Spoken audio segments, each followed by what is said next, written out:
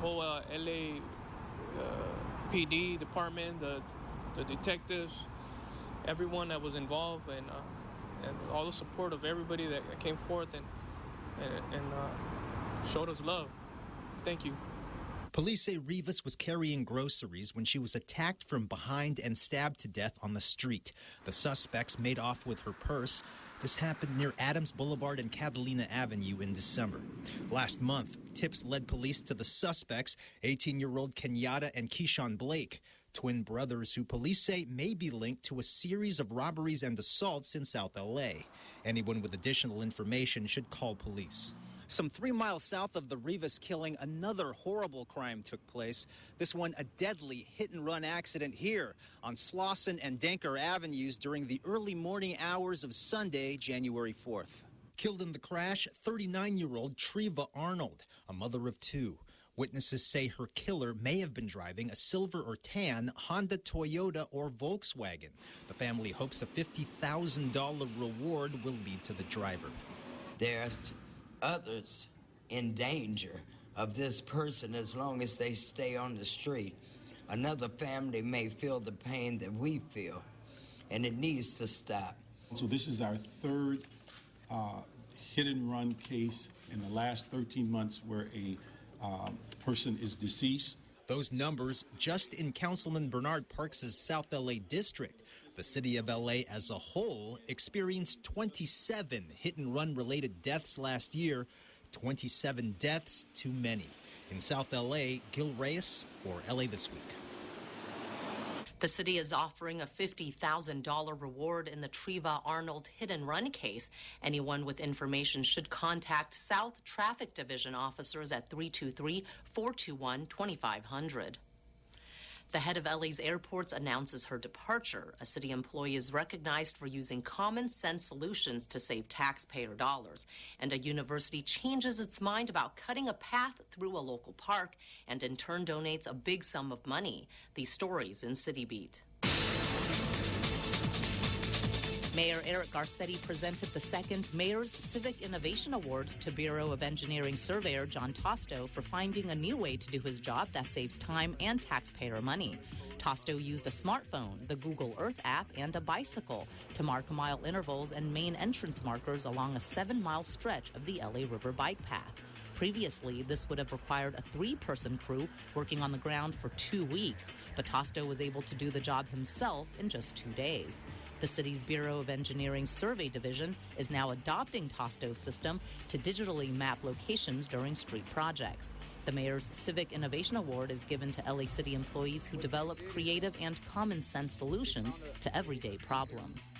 Gina Marie Lindsay, who for 8 years has led the city agency that operates Los Angeles International Airport, has announced that she plans to retire.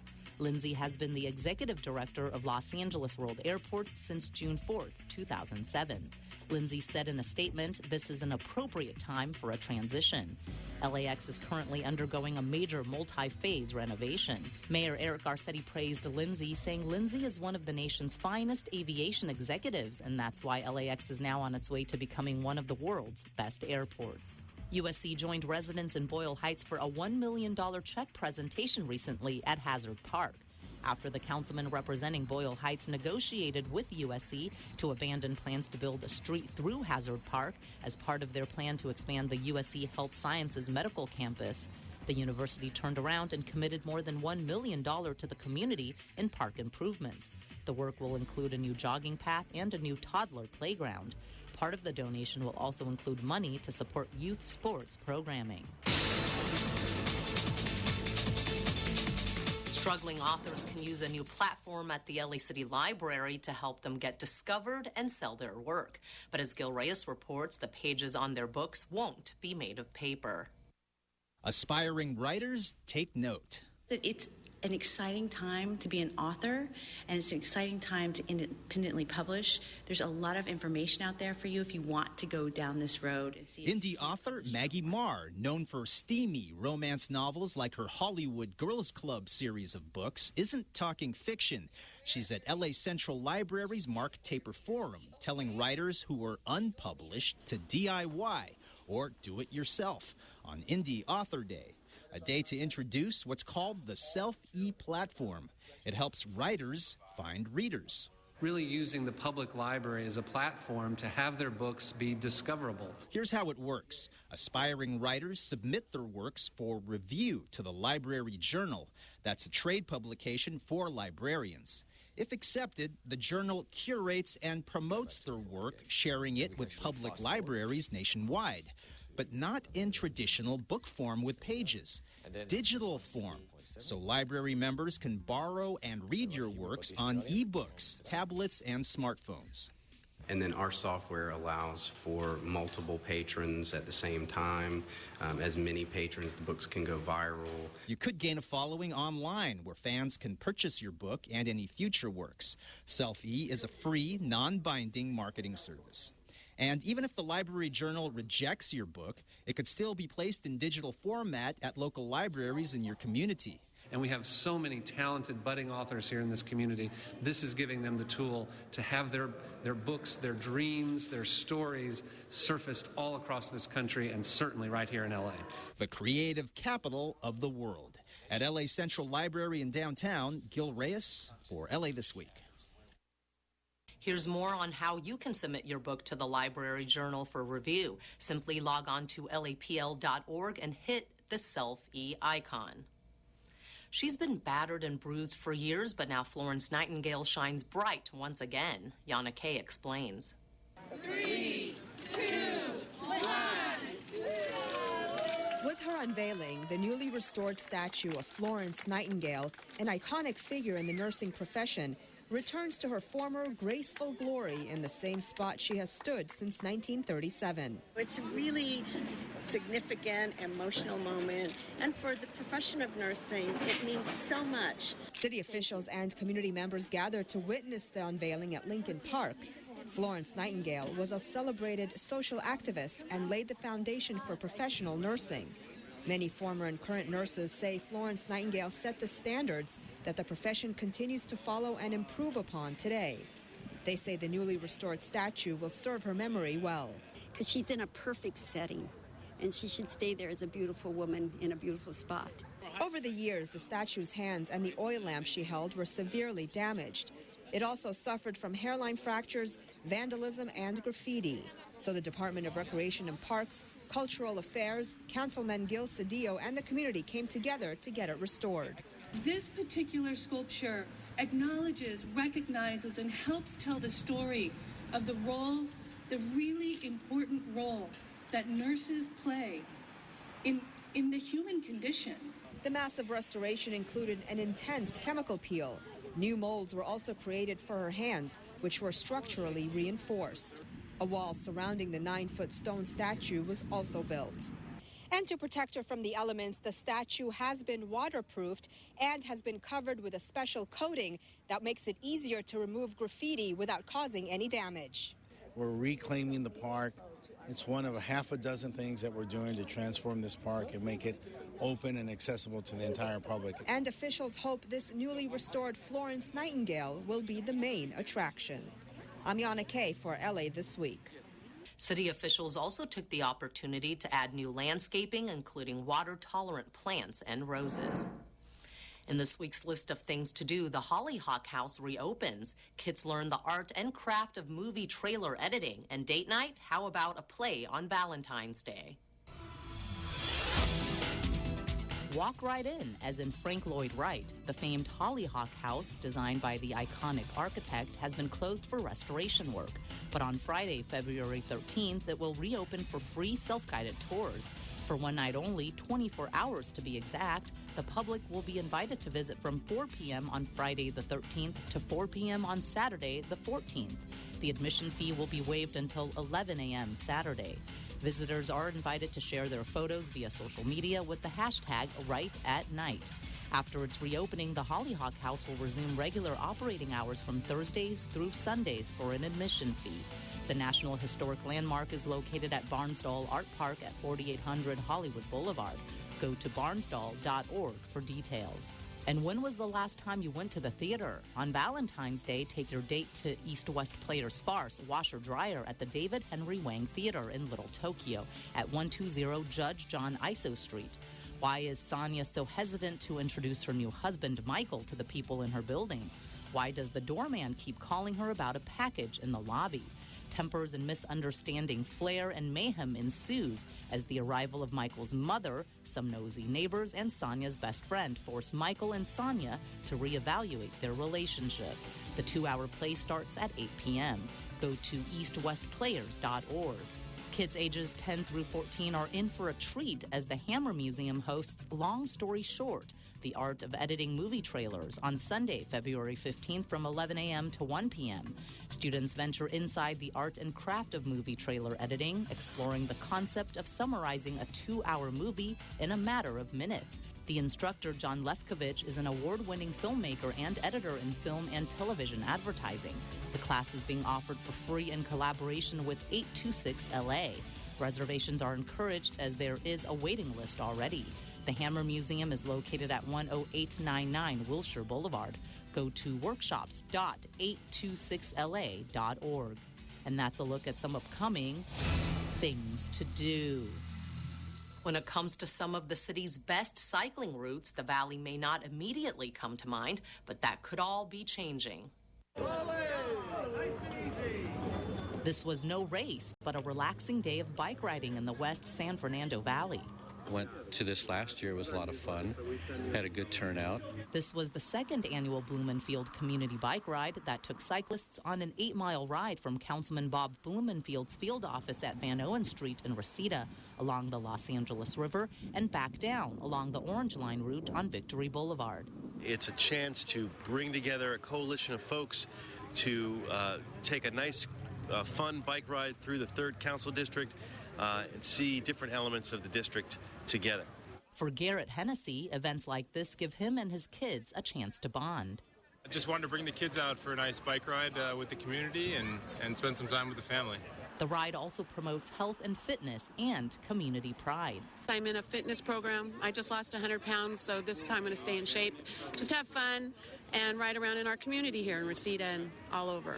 In fact, the Valley may just be the next nexus of new public transportation projects and pedestrian bikeways. Councilman Blumenfield recently joined LA Department of Transportation officials to host a town hall meeting to highlight what the mayor's Great Streets program has in store for the Valley's public spaces, as well as to hear from residents on their transit priorities and ideas. I'm a strong supporter of alternative modes of transportation and like to use the bike whenever I can and also the metro and encourage other people to do so as well.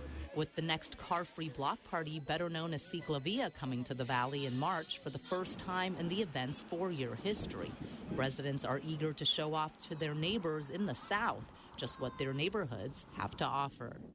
The next Ciclavia in the Valley takes place Sunday, March 22nd in the communities of North Hollywood and Studio City. That's going to do it for this edition. Thanks for joining us. I'm Ellen Chang.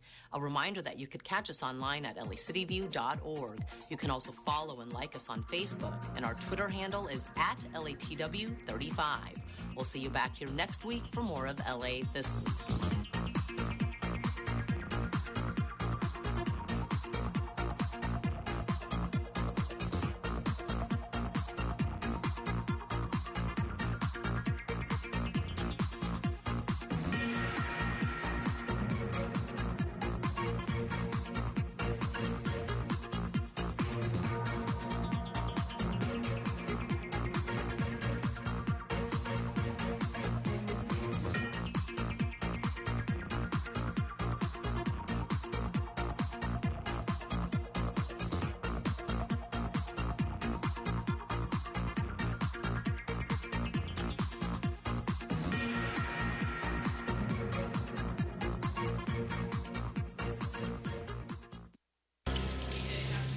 Emergency operator 271. The city of Los Angeles receives over 2 million 911 calls every year. Hello, I'm Mayor Eric Garcetti. I'm Chief Charlie Beck. A significant number of 911 calls are not emergencies. 911 should be used for emergency calls, such as preservation of life, a crime in progress, prevention of a crime, or a public hazard. If your call is not an emergency, such as a loud party, verbal dispute, public nuisance, or lost or missing property, you can dial 1-877-ASK-LAPD to have the police respond. Remember, call 1-877-ASK-LAPD for non-emergency calls. Los Angeles Police Department, what are you reporting? Don't worry, Patty. This isn't going to hurt me one bit. Hi, I'm Dr. Eric Shapiro in beautiful Encino, and you're watching LA City View, Channel 35. Our city, our channel. Open wide.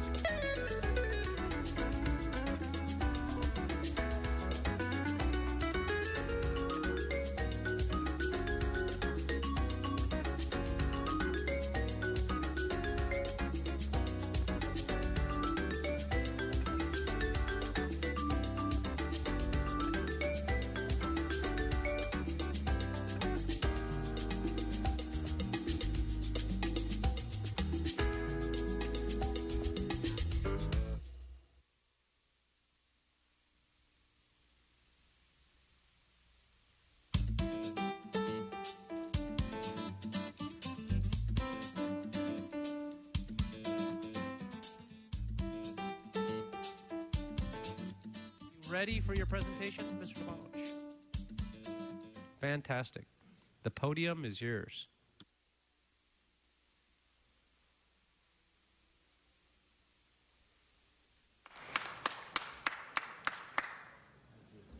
Raise your hand if you ever heard of the March of Dimes.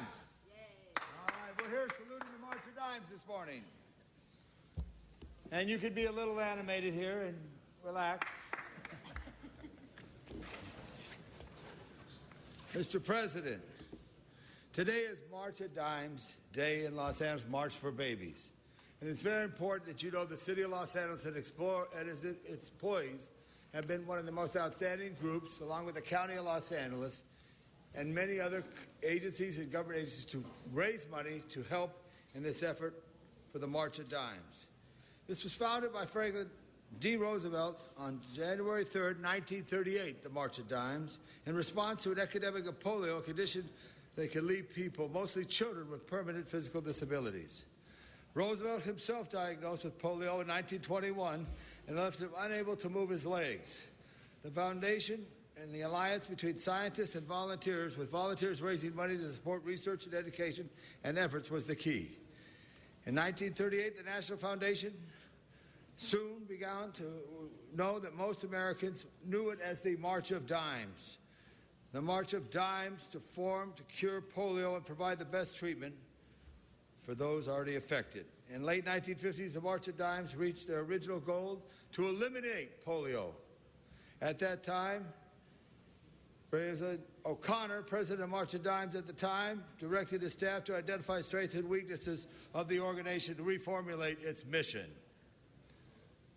In 1958, the March of Dimes launched the expanded program against birth defects, arthritis, diseases of other kinds, to become a flexible force in the fields of public health. Public health is so important to all of us. Whatever we say, you saw it this last year on many items and issues. Recently with the measles and Ebola, all these other factors that all of a sudden get us all alarmed on public health. The March of Dimes has always been there. In the 1970s, the March of Dimes, previously called it Walk America, but they developed the largest fundraiser of the year for the March of Dimes, as well as the oldest national charity walking event. March for Babies is held in more than 900 communities across the nation, and every year 1 million people, including over 20,000 companies, team families, and national sponsors, participate in the event. And it's raised more than $1.8 billion. One person clapped, huh? Come on, let's give him a round of applause. Read it again, Mr. Labange. Let's hear those numbers. 76 cents of all dollars raised go directly to fight the cause and spent on research and programs to prevent premature birth, birth defects, and infant mortality. Now, Mr. President, members of the Council, Mr. Blumenfeld, Bonin, Buscaino, all the members that are here present right now, by adoption of this resolution, the City Council of the Los Angeles area declares the 11th day of February 2015 March of Dimes Day here in the City of Los Angeles. Hear, hear.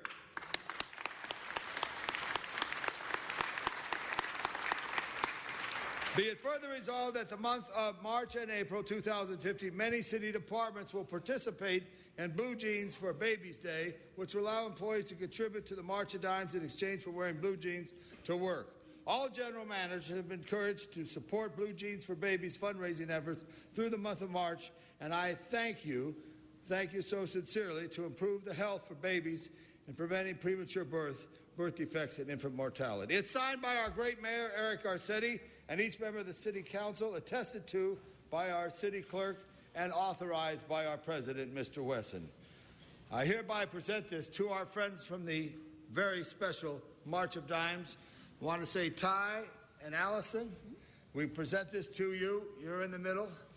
And let you know that the City of Los Angeles, with the Great Seal of Los Angeles, and all the 4,138,000 people of the city, salute the March of Dimes for their efforts. Right, fantastic. Thank you. Thank you. We have several members on the queue. Good. Mr. Labange, if we could turn it over to getting a standing ovation here. More people standing on this side. We'll turn it over to Councilmember Buscaino first. Mr. Buscaino. Followed by Councilmember Bonin and Councilmember Blumenfield. Thank you, Mr. Labange, for bringing in the March of Dimes to this body. We recognize the volunteerism that has been put forth in this huge, incredible effort, not only locally, regionally, but also nationally. And we want to thank each and every one of you and all the supporters who pitched in to such a great cause. We thank you on behalf of the entire city and congratulate all your efforts. Thank you. Thank you, Mr. President. Thank you very much. Councilmember Bonin. Thank you, Mr. President.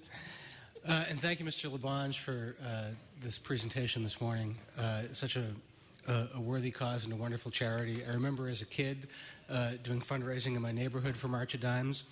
That was in the early 1970s. I think inflation needs to kick in and you need to be the March of the Silver Dollar. Thank you. Very well said. No, thank you. Councilmember Blumenfield. Well, I just wanted to add my voice. Thank you, Mr. Labange, for bringing this forward. I mean, it's so important to recognize the March of Dimes has been with us since, what, 1938 probably, if I had to guess? Franklin Roosevelt, combating polio, moving forward, other diseases, moving forward for health and families, and becoming an institution in this country and right here in Los Angeles. And you've helped so many people, you know, by both bringing the community together to focus on these critical issues of health and awareness, but actually, you know, just digging in and finding solutions. I'm just so grateful that you're here, and so thankful for the March of Dimes for all that the March of Dimes has done. So thank you. Mr. President, we thank you, and we ask that all members assign a deputy or aide in your office to work with the department and the mayor's office to help the city's team. Absolutely. We have one more speaker. I'm sorry, Mr. Labange. Okay, I thought I had pressed the button. Mr. Thank Fuentes, you, Mr. thank you. Englander.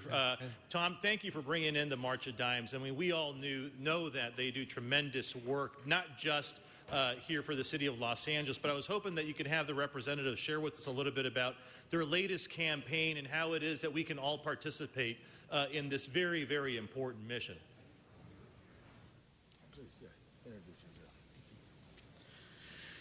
Good morning, everybody. My name is Taj Wood, and it is my distinct pleasure to be managing the March of Dimes campaign for the city of Los Angeles and its employees. You are and always have been one of our greatest supporters. We are actually having our kickoff today. We have a wonderful turnout. We're going to have a lot of fun, but I think it bears mentioning that last year alone, employees of the city of Los Angeles raised over $136,000 for our efforts to prevent prematurity, birth defects, and infant mortality.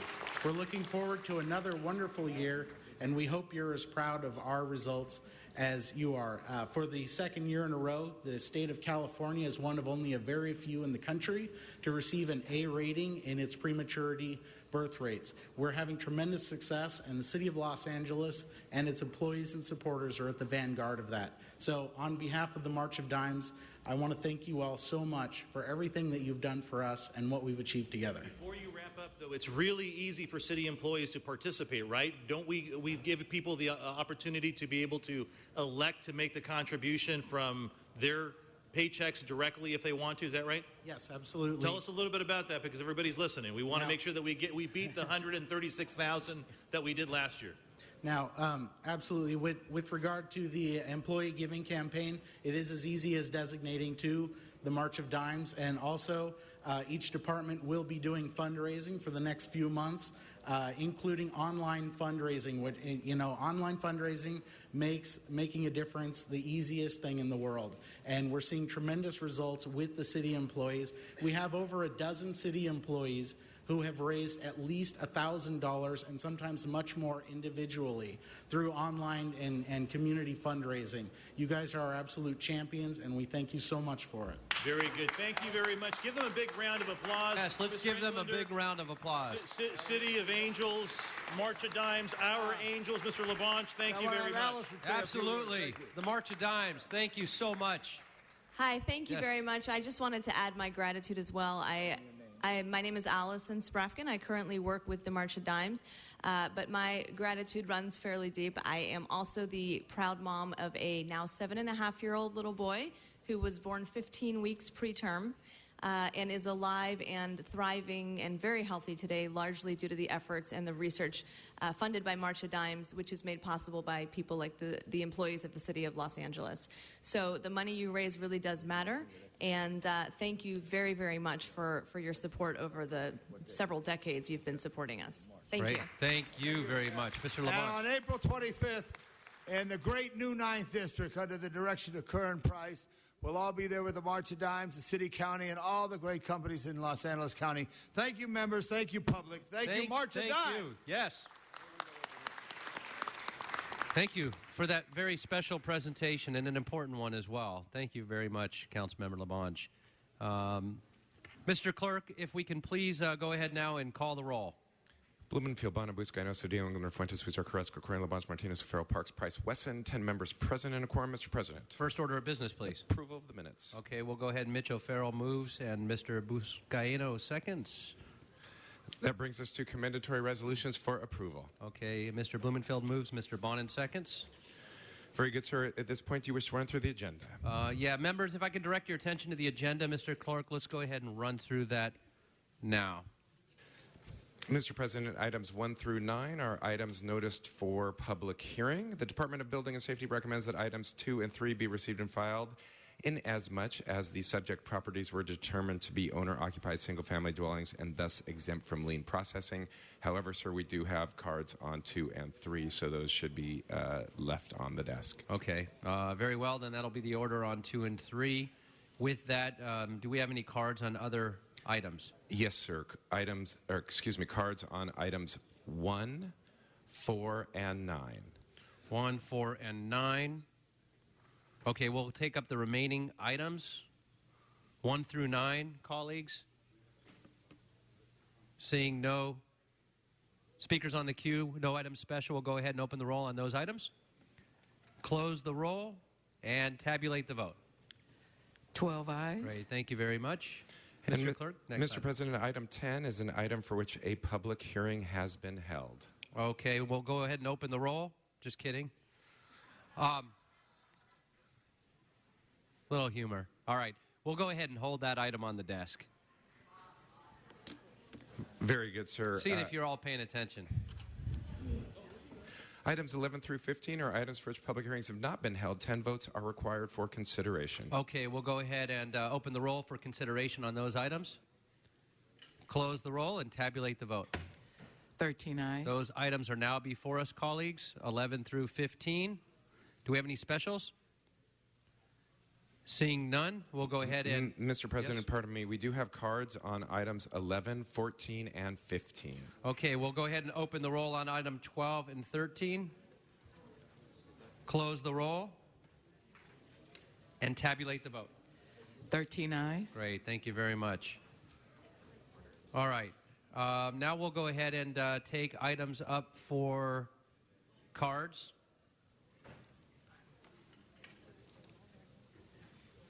Item 1.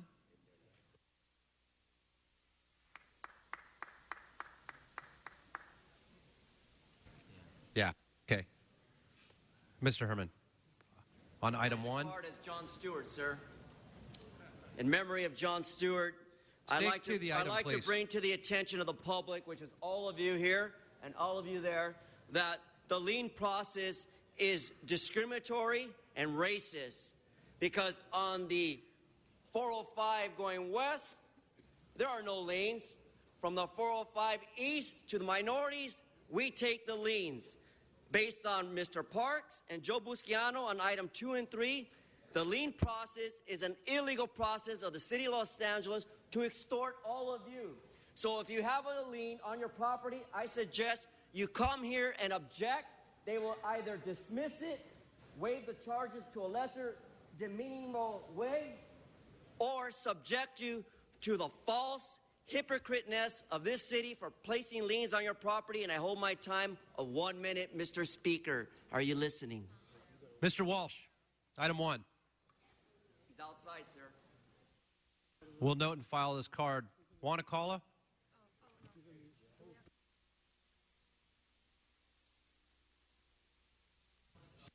If you're going to yell out from the council chambers, this will be your only warning. You'll be asked to leave the council chambers.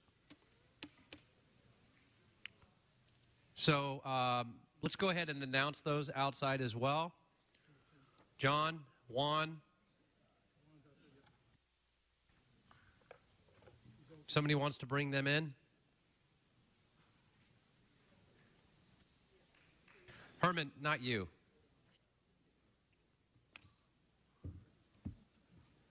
Council chambers is full, I believe. So if you do walk out, I don't know if you'll be coming back in.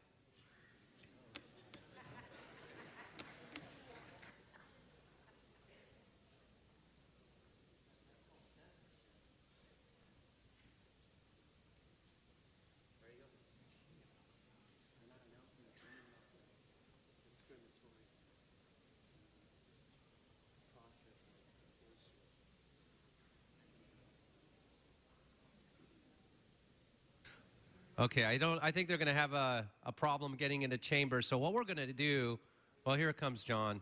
There he is. Herman, don't disrupt the meeting. We're still in the middle of the meeting. So one more outburst and you're going to be asked to leave. Final. That's going to be the final time I let you know that. John? John Walsh, blogging at HollywoodHighlands.org. For identification purposes, living next door to the Nederlander Theater in Stick to the item, please. You're on item 1. Well, I know, I'm just for identification purposes. And in any case, number 1, hearing protests relative to the Office of Finance, requesting approval to record liens. This is a lien for Eminence Home Health Care Incorporated, and it's a lien for $23,000.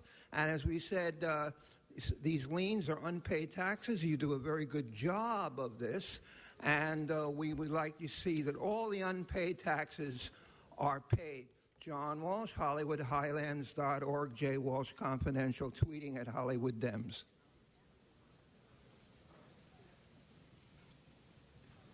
Mr. Okala. I wish... item 1.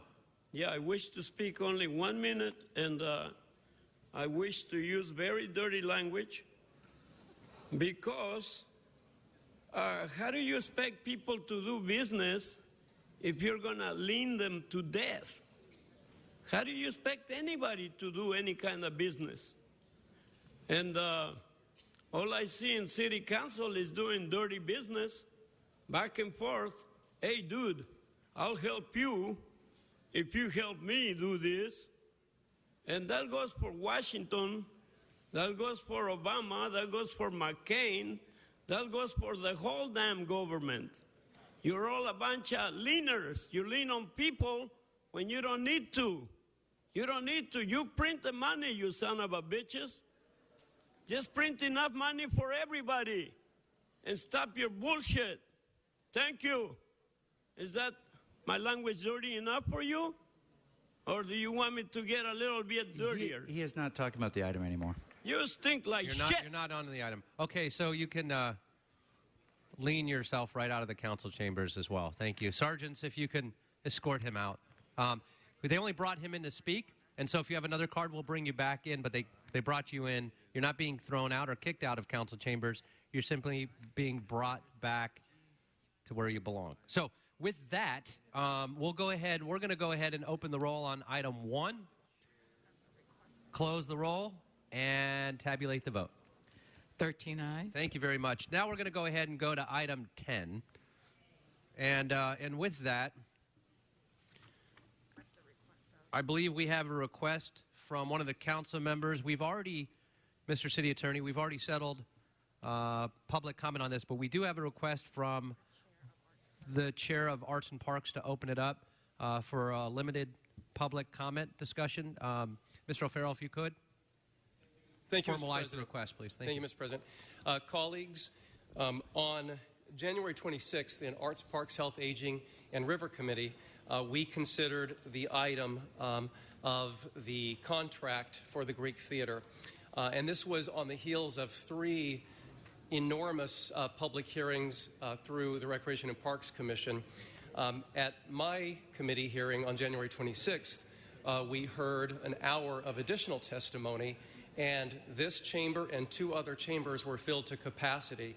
So in the spirit of this being such an important issue to so many people with a lot at stake, I would like to open public comment additionally for 20 minutes on either side of the issue at this time, and then followed by a presentation by Recreation and Parks on their particular findings. So, colleagues, that's what I would like to move forward with at this time. Okay. I'm going to go ahead and, as the council president, grant that request. And so we'll go ahead and, Mr. Labange, did you have you're good on it. Okay. What I'd also like to do is recommend 1-minute comment so more people can have a chance to comment. Great. Okay, we'll go ahead and do that. So we'll allow 1-minute comments. If your comments go beyond that, I've got to be fair and equal to everybody. So I want to make sure that when you do hear the buzzer, that your time is up. Once we extend for one, we have to extend for all. So it'll be a 1 minute, but it'll be 20 minutes on each side. If you have something in writing, you can submit that as well. So if you have any documents for the record, if you don't get through your statement, you can certainly submit that to the Sergeant at Arms. It'll be part of the official file on the Council File Index as well. And so with that, let's go ahead and put 20 minutes on the clock and 1 minute on the podium. Yes, sir. Just for clarification, the item we considered was to concur or not concur with the Recreation and Parks Commission. It was not to award a contract. So I just want to make that clarification very, very important for the record. Thank you. Great. Thank you for the clarification on that, Mr. O'Farrell. So first card, and I'm going to call these up, and what I'll do is I'll call them up 3 at a time. If the first person can come, there's 2 sets of velvet ropes in the center of the aisle. The first person will come to the podium, if you would, and then the next 2 will stand right behind the second set of the velvet ropes, so you can be prepared with your remarks as well in the manner of efficiency. So Joe Berchtold, followed by Peter Gutierrez, followed by Matt Prishoff.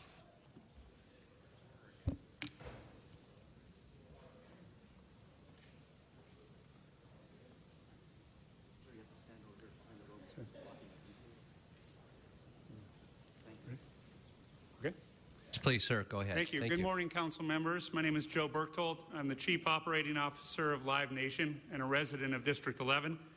Live Nation was the unanimous winner of the RFP process to select the manager for the Greek Theater. Everyone selected Live Nation based on the facts: more money, more shows, more improvements to the Greek Theater, and an overall community program to put more money in for the residents of the city of Los Angeles. Not a he said, she said debate on the facts.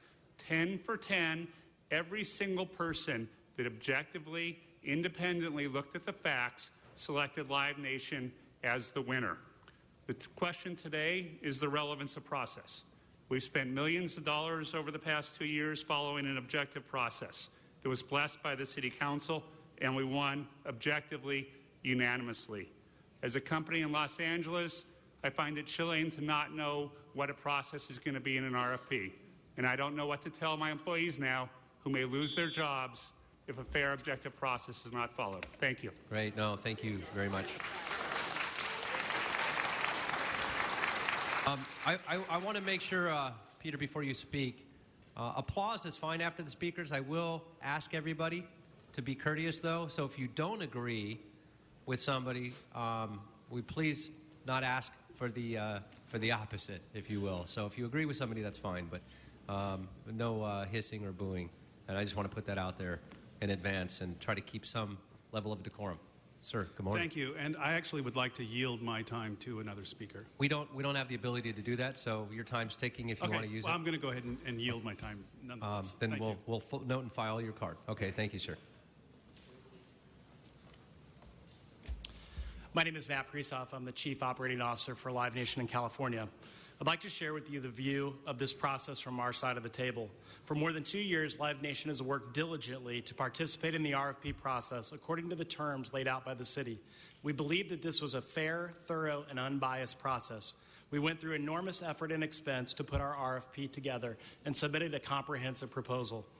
5 independent evaluators were unanimously in favor of Live Nation, scoring Live Nation 455 points out of 500 versus the second place bid at 396, a wide margin of 59 points.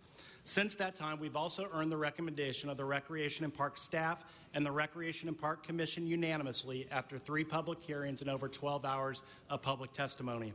At no point prior to the release of the scoring did either party challenge the validity or fairness of the scoring process. We did everything right and won on the merits of the RFP based upon our guaranteed show count, guaranteed rent and pro forma, and $40 million in capital improvements. Thank you, sir. Thank you. I've got to call your time on that. Thank you very much. Thank you. The next speakers. Heather? Hi, Heather Krosner. I'd like to pass my time to the next speaker. We can't pass the time to the next speaker, so you could use it or not, but we can't share time. Thank you. Okay. Yes, sir. Speaker could come up and just say what they want, and then they could sit down. They don't need to pass it. Then the next person, then you get more speakers that way. Right, absolutely. Okay, don't be shy. Okay. So, John Fisher, followed by Alan Toy, followed by Julie Smith Clementi.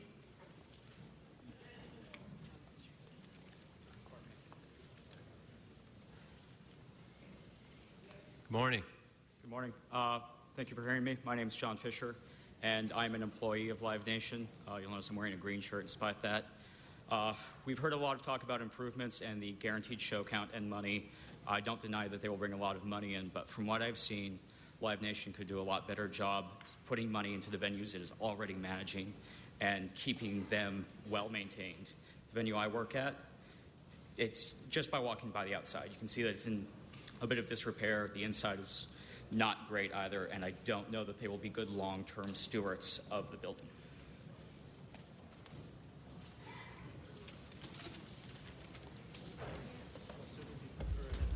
This is good, I think. Can you hear me? Yes. Council members, I'm the director of the West Side Center for Independent Living. We serve hundreds and thousands of people with disabilities throughout the city and county of Los Angeles.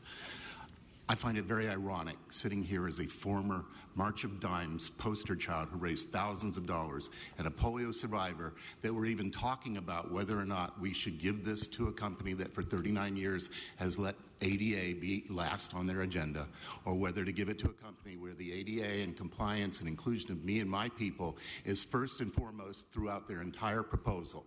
I'm calling you out now. Don't talk nice stuff about disability unless you're willing to vote in favor of people who have them. Thank you very much. Great, thank you.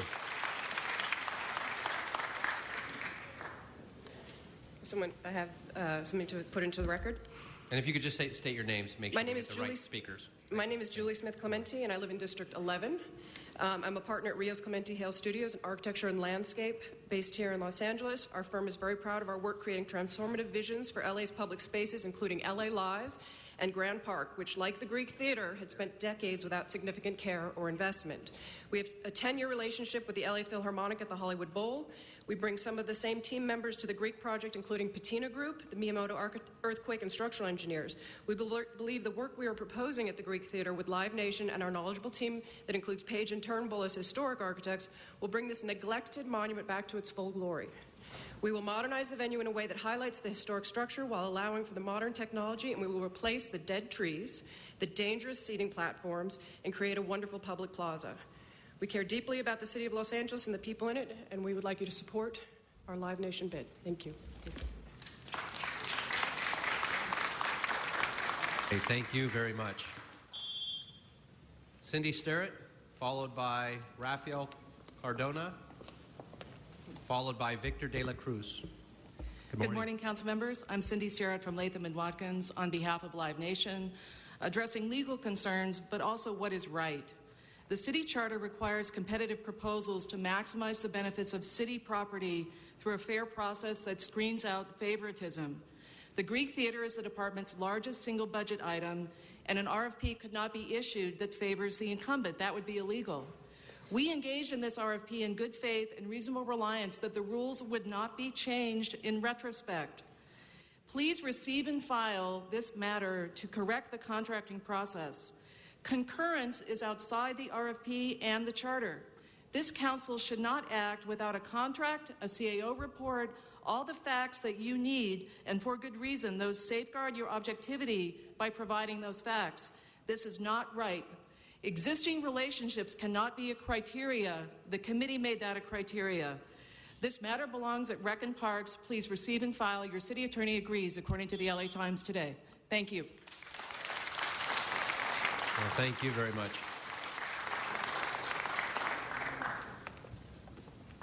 Good morning, council members. Victor Dela Cruz with Manat Phelps. I'm resubmitting two of my letters into the record, one dated November 7th, 2014, the other dated February 6, 2015. These letters rebut the misrepresentations that have been made about our client's proposal and make clear that there is no way the point gap resulting from the unanimous findings of the independent evaluation panel can be bridged. Throughout this process, we have seen at least one new argument a week from our competitor. As soon as facts and common sense start to rule the day, they turn to something else. Many of the numbers you have been presented with have been pulled out of thin air. This strategy worked in 2001 when the editorial board of the Los Angeles Times said that several decision makers, quote, seemed to grab onto any argument, no matter how foolish, to justify tapping Nederlander. Unlike Nederlander's prior competitor, Live Nation is committed to seeing this process through. When a city embarks on an RFP process, it does not get to arbitrarily move the goalposts, and it certainly cannot rely on innuendo to rebut facts. That is why we rely on experts to scrutinize proposals, not misleading newspaper ads and petitions. Please do the right thing today. Morning, sir. Good morning, council members. My name is Rafael Cardona, and I am the Chief Operating Officer at Emmanuel Presbyterian Church. We are a multicultural church, 100-year-old church, located in the middle of Wilshire and Koreatown. Over the last year, we've had the pleasure of working with Live Nation. We have hosted a variety of concerts at the venue, and I'm here to state that they are a wonderful team to work with. They are supportive. They are a great team to I think, go and lead the work at the Greek Theater, and I'm here to lend my support. For your information, our church focuses on creating a better community. We provide food to our food pantry, yoga classes through our spiritual guidance team, and medical services. Thank you. Thank you very much. Our next speakers will be Nazanian Fatamian. The next one after that, Barrett Lepegian and Emily Simonich. Just trying to read the writing, and if I incorrectly pronounce any of your names, please let me know. And I apologize. Thank you. Morning. My name is Nazanin Fatamian. I'm a Los Angeles resident of Larchmont and have been a program manager for the House of Blues Foundation for over 7 years. Each day in my job, I live and breathe the impact that Live Nation support has on the youth of the Los Angeles community through our foundation. The House of Blues Foundation reaches 10 to 20,000 Los Angeles students annually at schools across all council districts, including Baldwin Hills, Barrett, Ivanhoe, Kingsley, Lassen, and Melvin Avenue Elementary, Champs Charter, Lakeview Charter, Palisades Charter, Van Nuys, Woodrow Wilson, North Hollywood, and James Monroe High Schools, Los Encinos Schools, Slauson Academy, the Miguel Contreras Learning Complex, and the Santa Cecilia Orchestra, to name a few. With Live Nation support, we provide tens of thousands of dollars each year annually in community grants that put instruments in young musicians' hands and pay teacher stipends to keep music programs alive in the schools. Live Nation is supporting the next generation of musicians and will continue to do so in even greater capacity with the operation of the Greek Theater. Thank you, and I'd like to provide documents for the records.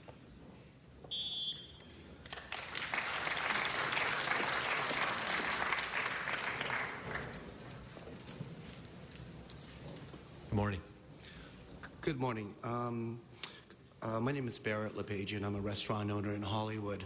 And I'm just down the street from the Hollywood Bowl where Live Nation frequently has shows there. The nights that I pay my rent are the nights that Live Nation has the shows. They're by far the most successful events in all of Hollywood. In my opinion, what's going on here is we're looking at either 30 or 40 years of what's been. It's just a status quo.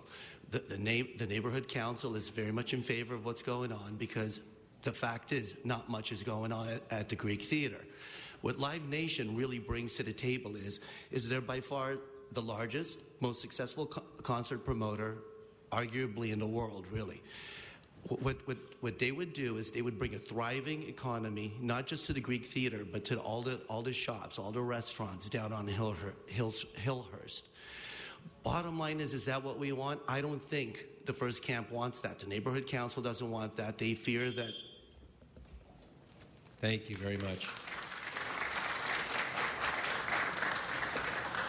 Morning, Emily. Good morning, council members. My name is Emily Simonich. I'm an employee of Live Nation. I'm a native Angelino, born in Echo Park, raised in Atwater Village, with family members all through LA, from Florence, Glassell Park, Highland Park, North Hollywood, Silver Lake, Sunland, Tahunga, and Venice. As a concert promoter for 25 years in Los Angeles, with the responsibility of promoting Hispanic artists, Live Nation has supported my efforts in multicultural programming and cultivating emerging artists. This was a focus given the diversity of Los Angeles and the limited venues that promoted multicultural artists. We have promoted renowned artists over the decades with Vicente Fernandez, Juan Gabriel, Joan Sebastian, Pepe Aguilar, Luis Miguel, Alejandro Fernandez, Ricky Martin, and successful artist relationships with 23 of 25 top-selling tours featuring Beyonce, Rihanna, Maroon 5, Chicago, Stevie Wonder, Lionel Richie.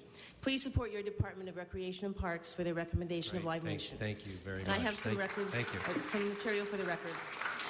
Sergeant, if you could please, if you can go to the side of Chambers, or Sergeant, if you could please grab that for the record. Thank you very much. Okay, the next speakers are Craig Fry, followed by David Stork, followed by George Milstein. Craig Fry, the Craig Fry? Wow. Former Los Angeles Fire Department and inspector and fire marshal. Yeah. Good morning. Good morning, council members. I wanted to, number one, thank you for giving me the opportunity to come and speak to you today. And for the people who do not know me, I just retired from Los Angeles Fire Department after 32 years. And in that, I retired as an assistant chief, and I was the assistant chief for the Fire Prevention Bureau, and I also served in the Hollywood area for about 15 years, so I know this area very well. I was asked to come and talk about my relationship with Live Nation. I will tell you, both companies are good companies. Live Nation has built a very strong relationship with emergency operations. I helped and worked with them as they opened up numerous venues, the Palladium, numerous large events, and I will tell you I was nothing but impressed with their professionalism, dedication, and commitment to the city of Los Angeles. So I know you have a tough decision, but I'd like you to know that I really have a great relationship with Live Nation, and they're somebody I would support. Thank you. Thank you very much. Thank you, Chief. David, good morning. Yes, good morning. My name is David Stoke. I am the Vice President of Operations for Patina Restaurant Group, and I'm proud to have been involved in the transformation of food services in various other locations in the city, including LACMA, Hollywood Bowl, Music Center, Walt Disney Concert Hall, Segerson Center for the Arts, and San Francisco Opera up north. We believe that with a dedicated focus and intense training as well as transformation, we can change the food services of the Greek with the aid of Live Nation in this and make it the Greek that everybody deserves from a food point of view. So we are proud to be partnered with the Live Nation, look forward to doing this transformation, and thank you very much. Some materials for the record. Thank you.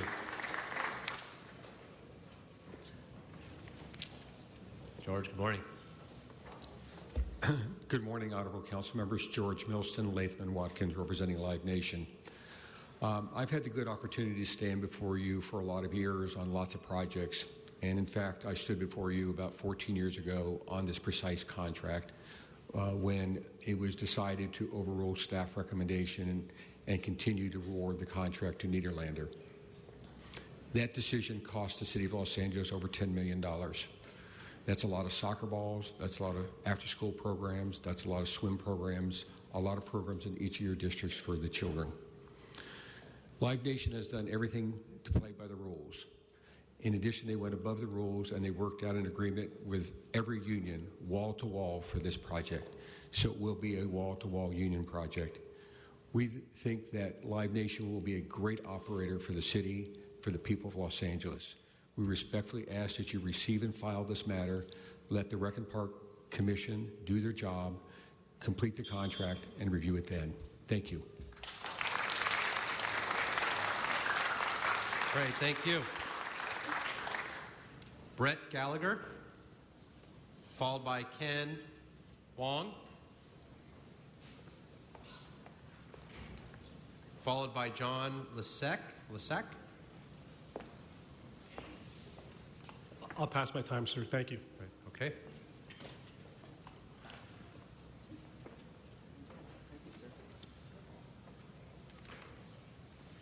Good morning. Good morning. My name is Ken Wong. I'm a structural engineer. I've been the structural engineer for the Hollywood Bowl and for the Griffith Observatory renovation and the LAX theme building, among other projects in the city. I've reviewed the terraces, the seating terraces at the Greek Theater, and I found that the slabs were badly cracked and in poor condition. The metal deck that supports them in some places is rusted completely through, and the frame below them as a result is rusted. The seismic system of the terraces is a cantilever column system. Essentially, everybody's sitting on top of a bunch of flagpoles. It was a bad idea back then. It's a worse idea now. Code forces, building codes now have doubled or tripled the forces on that system. Renovation of the terraces is possible, but it will be costly, and you'll still have a terrace that has functional issues. In the long run, replacing them, as the Live Nation team has proposed, is a better option. Thank you. Thank you very much. Morning. Good morning. My name is John Lesak, and I am a partner and historic preservation architect with Page & Turnbull. Our offices are located within District 14. Page & Turnbull has over 40 years of historic preservation experience, and I have dedicated my career to the preservation and rehabilitation of historic landmarks. National landmarks I am currently working on include Hearst Castle and the LA Federal Courthouse across the street. Our firm was retained by Live Nation to assist with the preparation of the RFP response, specifically focusing on historic preservation issues related to the Greek Theater. And the project represents a tremendous opportunity to bring back the theater and the park.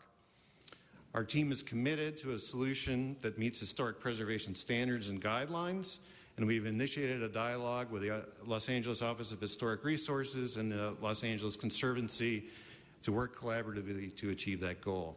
Thank you. Great, thank you very much. And Elaine Nesbitt, followed by Marquise Chapman.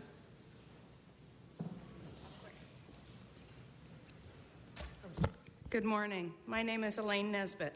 I'm a 27-year resident in Los Feliz, just down the street from Tom's, and I'm within walking distance of the Greek Theater.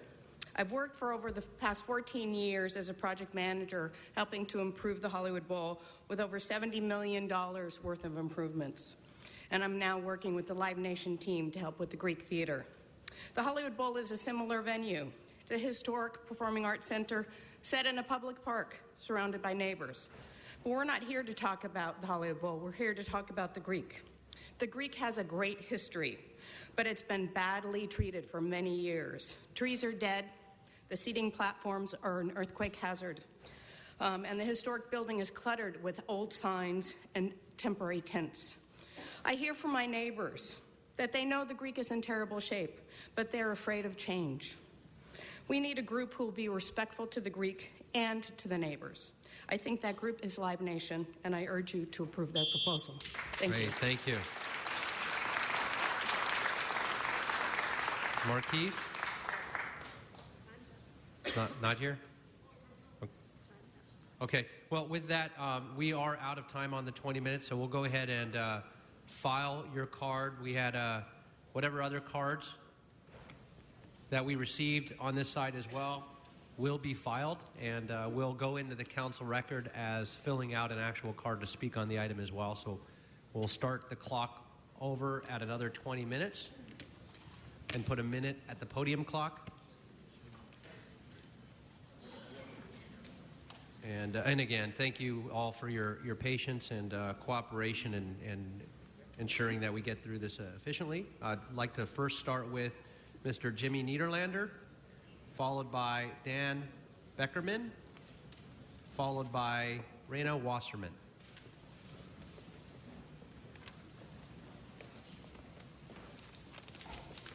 Good morning, sir. Morning. Hi. My name is Jimmy Niederlander, and thanks for having me today. Under our stewardship, the Greek Theater is now the largest single revenue generator for the Department of Recreations and Parks. Our success has been built on working with the best people and becoming part of the surrounding communities. That means great staff and great partners.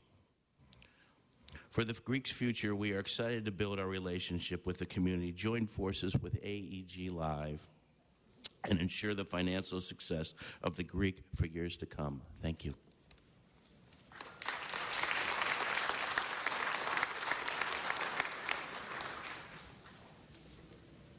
Good morning. Morning. I'm Dan Beckerman. I'm president and CEO of AEG. I know there's a lot of people who want to speak, so I'm going to make two very brief points. First of all, I am confident that our proposal is the best proposal for the city of Los Angeles. Normally, when we look at deals, there's a trade-off between risk and reward. That is not the case with our proposal. Our proposal guarantees more revenue to the city of Los Angeles, period. We have a higher minimum revenue guarantee. Our proposal also provides the greatest upside to the city of Los Angeles. We have proposed a higher percentage of revenues. The bottom line is that our proposal, there's no trade-off between risk and reward. We are offering the lowest risk and the highest reward. Secondly, AEG is fully committed to this partnership with the Niederlanders. I'm hopeful that our company has established a reputation in Los Angeles for being good partners with the city, standing behind our obligations and delivering on our promises. We have a track record of building first-class facilities, including Staples Center and LA Live, and we're committed to dedicating our resources to this partnership and to the Greek Theater. Thank you.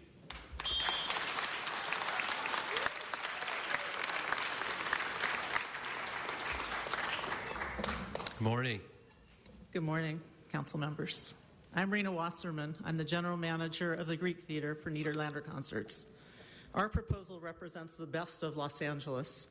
Brenda Levin, a well-renowned historic preservation architect whose projects include Griffith Observatory and City Hall, among others. Mia Lehrer, landscape architect who developed the master plan for the Baldwin Hills Park, as well as the LA River restoration. Sharon Romano with the LA Beautification Team rounds out this group. Bill Chate's Sprout Group of restaurants, which include Republique, Bestia, and Petty Cash Taqueria, to name just a few, will be bringing LA's chefs to the Greek. While we will continue to focus on job training for underserved communities and on making the arts accessible to everyone, we will also bring free community arts-based programming to the Front Plaza with our partnership with Brand Performances. At the foundation of our future is the trust we share with the neighborhood, both the immediate as well as the broader community. We have over 30,000 petition signatures. Thank you. Great, thank you.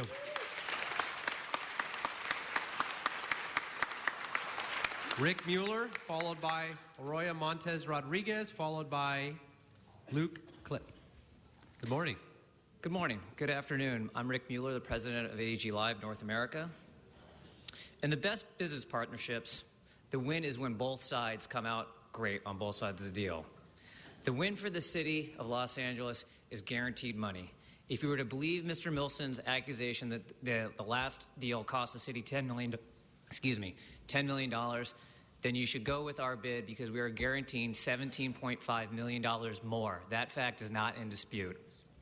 The win for the city here is more upside revenue, 10% of the gross versus 8%. The win for the city is the same scope of capital improvement plus almost $1 million more per year guaranteed money to use citywide.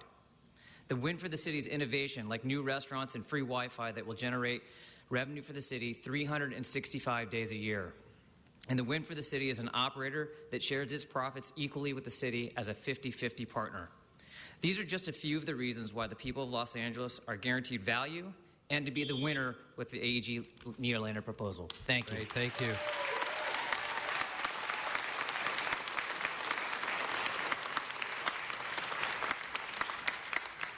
Good morning, council members. My name is Aurea Montes Rodriguez, and I'm representing Community Coalition.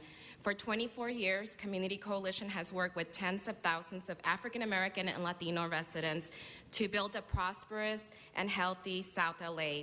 We believe people are the engines for social change. Community Coalition builds strong leaders who wage bold action campaigns to create safe neighborhoods, transform our schools, end the school-to-prison pipeline, and strengthen our families and safety net. I'm here to speak in strong support of Nederlander and AEG's proposal. In the community that we represent, residents struggle with a lack of resources. AEG for over 10 years has made small acts and larger acts funding leadership programs to develop strong leaders in our community. With two proposals before you, the city cannot afford to leave $20 million in discretionary funds at the table. Nederlander and AEG is the right partner for the city, as they will provide essential partner funding for our programs in the community. Thank you.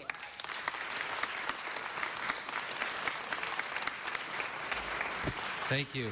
Good morning. Good morning, members of the council. My name is Luke Klipp. I am the treasurer of the Los Feliz Neighborhood Council. Let me tell you why the Neighborhood Council voted unanimously in support of the Nederlander AEG proposal. This body, time and time again over the last several years, has been gutting recreation and parks. And now we have two proposals on the table, one of which would give us $875,000 more a year, every year, for the next 20 years. That's 2% of the non-general fund monies that go to recreation and park every single year. And the Recreation and Park Commission is recommending taking less. Now, how did that happen with this score? Almost 50% of the score is based just on the capital improvements. If you look at where those numbers come from, almost 50%. 10% of the total score is the money that the city gets. The only money that we get from this proposal is only 10% of the total score. So we can talk about the score, we can talk about the money, we can question how we got to this point, but we at the Los Feliz Neighborhood Council are convinced unanimously that we should go with the Nederlander AEG proposal. Thank you. All right, thank you.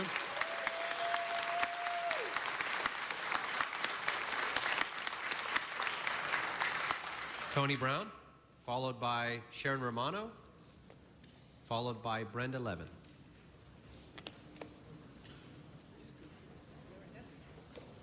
Or whoever gets there first. It's, you know, it's all good. There's the race. Hi, All right, my good name morning. is Brenda. Good morning. My name is Brenda Levin, a Los Angeles architect and Los Feliz resident.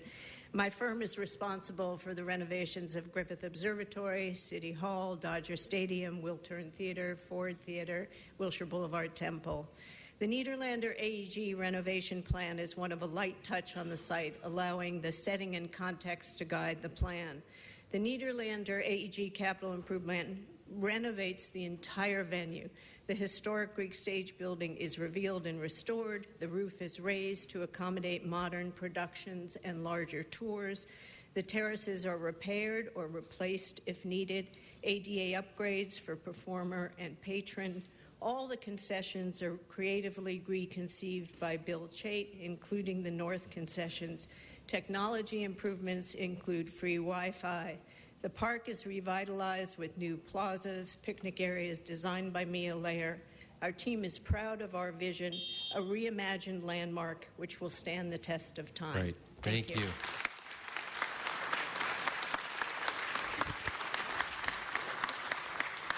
Hello, my name is Tony Brown. I'm the Executive Director of Heart of Los Angeles. Thank you, Honorable City Council, for allowing me to speak on behalf of AEG and Nederlander.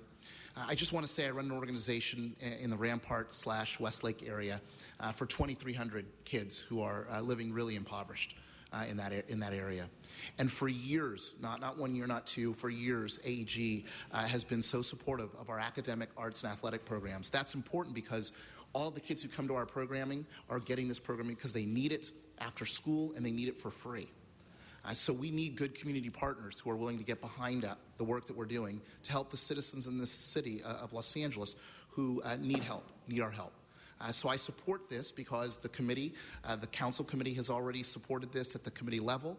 It makes a great sense for the city of Los Angeles, and there needs to be more advocates and programs and companies like AEG Nederlander supporting the good work that's done in the city of LA. So thank you.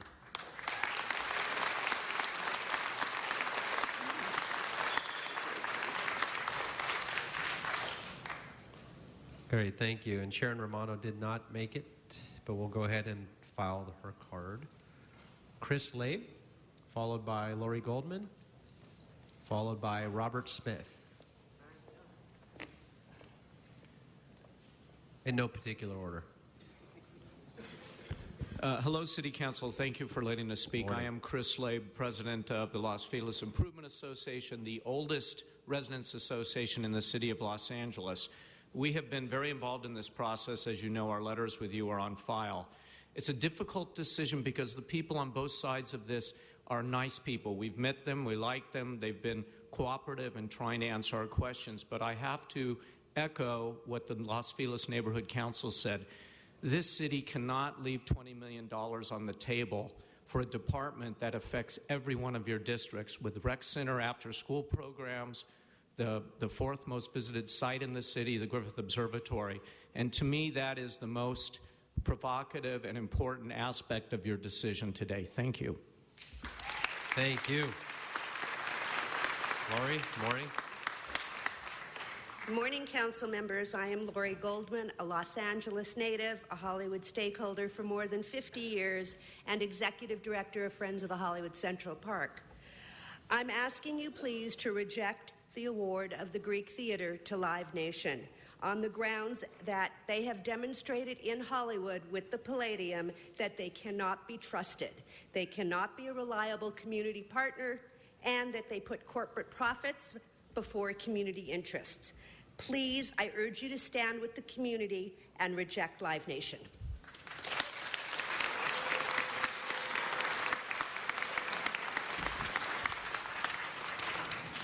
Morning. Good morning, City Council. Robert Smith, Painters and Allied Trades, District Council 36. I'm here today in support of AEG Nederlander. AEG has been and has always been the best union labor partner we've seen come into this town. There's no question. They build and then they maintain facilities.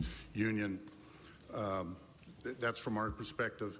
We've built Staples Center, LA Live, etc., projects after projects with these folks. They are great. I don't know what else to say. I have nothing bad to say about these folks over here. But as a labor person, AEG and Nederlander actually have the best proposal from our standpoint, and we're looking forward to having a long relationship with them. Thank you. Thank you.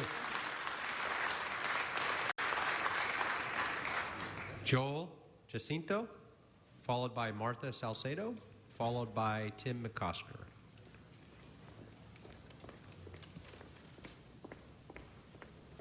Good morning, council members. My name is Joel Jacinto, and I'm here representing Search to Involve Filipino Americans, or SIPA.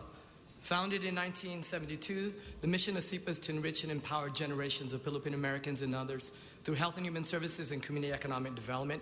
And I'm here in strong support of the Nederlander AEG proposal, because in our community, we represent young people need more resources. And one of our most successful programs is a performing arts program for modern and cultural dance and the performing arts. 20 years ago, an individual came through that program. His name was Apple the App, and he founded the Black Eyed Peas that had their first public performance ever at SIPA. Last year, Apple the App headlined a typhoon relief effort for the Philippines at the Greek, and this would not have happened anywhere else in Los Angeles. So I want to ask the City Council to support and ensure that the Greek represents the diverse and rich communities of Los Angeles for generations to come. Please support Nederlander AEG.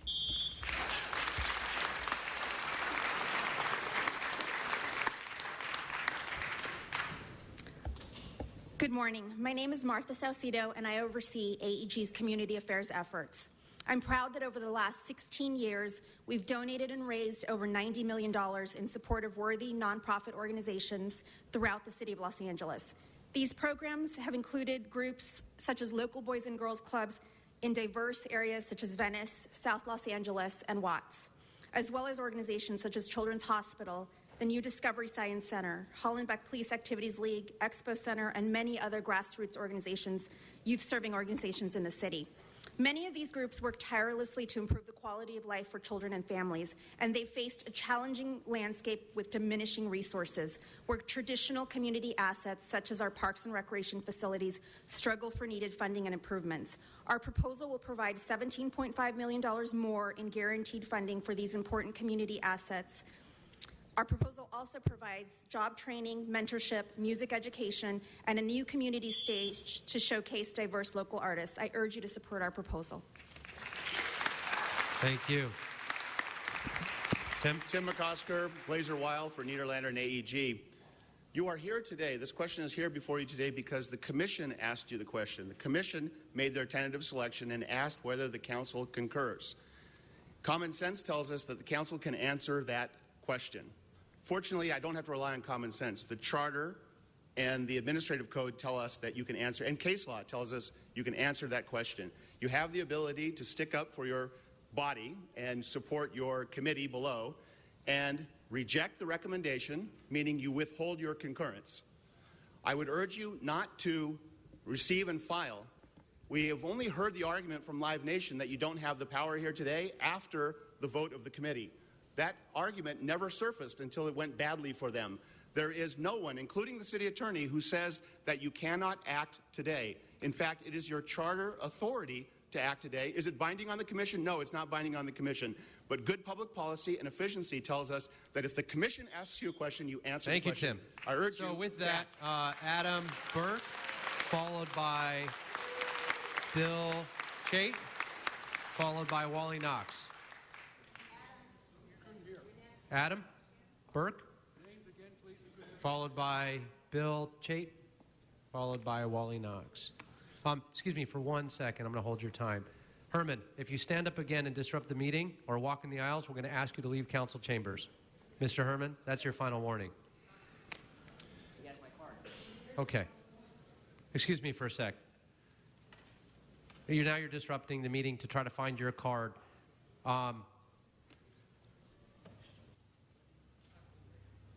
Mr. Herman, stay on the side of the ropes and don't come back to your seat. You keep disrupting this meeting. You keep walking up and down. I'm not arguing with you. That will be your final warning. You'll stay there or you'll leave the chambers. These folks have come a long way and waited a long time, and we want to make sure that we hear them. Sir, apologize. Thank you. Good morning, Council. My name is Adam Burke, and I am the Project Director for Nederlander AEG. You're hearing a lot of talk about process. What's happening right here today is an essential part of that process. Today is the moment where the voters of the City of Los Angeles have their representatives review this very important contract on a public facility. What you have before you is $17.5 million more from our proposal. Discretionary, non-conditional funds to the City of Los Angeles. In addition, you have 30,000 people signing a petition supporting that. This is the process. The people expect nothing less than fiscal responsibility and listening to their concerns. So thank you for taking this part of the process today, and we look forward to a very bright future at the Greek Theatre. Great, thank you.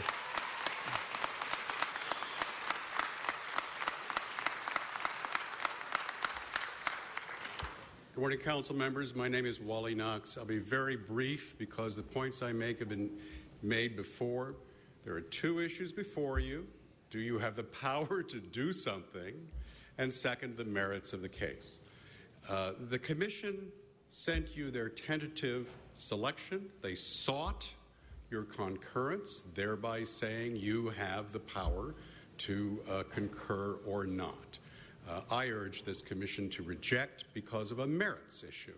And the merits issue, which all by itself gives you plenty of basis to do that, is the vast difference in resources that the two contracts bring the City of Los Angeles. One contract brings the City of Los Angeles almost $20 million more over the lifetime of that contract. Gosh, I wonder which bid that is. I urge you to reject the Commission's recommendation. Great. Thank you very much. I'm sorry, did we hear from Bill Chait? No. No. Okay.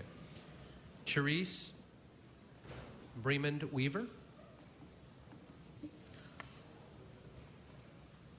Not present? Okay, Herman, once again, so now I'm asking you to step out of council chambers. You're disrupting the meeting by standing up, standing in the middle of the aisles. You're being escorted out. That was 5 warnings.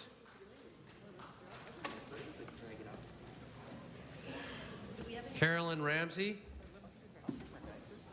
followed by Marion Dodge, followed by Irene Romero. Good morning. Good morning, council members. You know, this issue obviously has gotten a lot of public airing, and the community has been very clear on what it wants. They've spoken over and over again in favor of Nederlander as a contractor for the Greek. What they also say consistently is that they wanted to have much more input in the process as it went along. So I urge you to listen to the community, and when you send this back, if you vote to send it back to the Recreation and Parks Commission, to also recommend that they include the community much more in their process. Thank you. Great. Thank you very much.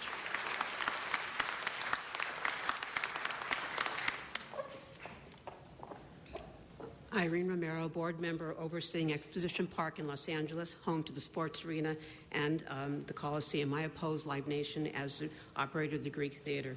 Neither proposal or the RFP adequately addresses the cultural landmark inside a park for children, and it shares this park with other venues along with the rich and poor community.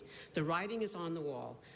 You know, tearing down orchestra spaces for lavish dressing rooms, inflating capital improvement costs, which lack the potential to generate revenues, less rent, less percentage of gross revenues, imposing parking surcharges on the public. Did your experts tell you Live Nation purchased a controlling interest in Insomniac? This company and its still current CEO, Pasquale Rotella, are defendants to a lawsuit brought by the Coliseum Commission and face charges for several claims, including diverting $1.8 million of public money and bribing public officials. This is also the company who promoted the Electric Daisy concert at the Coliseum, where a 15-year-old overdosed and Great. died. Thank you. Please try. Thank you.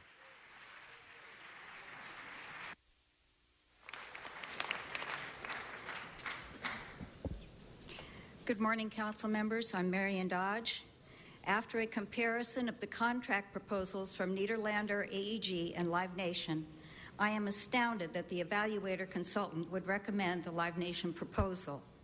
Nederlander AEG has guaranteed base rent of $77.5 million, or 10% of gross receipts, while Live Nation has guaranteed a base rent of only $60 million, or 8% of gross receipts. Nederlander's offer is $17.5 million more, and 10% is more than 8%. The city is always saying how it desperately needs more revenue. If that is the case, why is the city throwing away $17.5 million in guaranteed revenue? I urge the City Council to reject the Parks Commission's recommendation to give it to Live Nation. Thank you.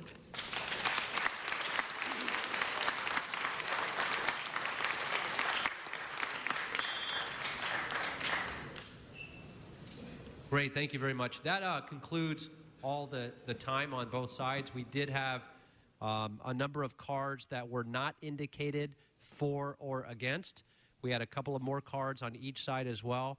All of those cards will be part of the record in the official file. So, colleagues, what we're going to do now is I'm going to ask our General Manager, Mike Scholl, to give us an overview and presentation at the center table.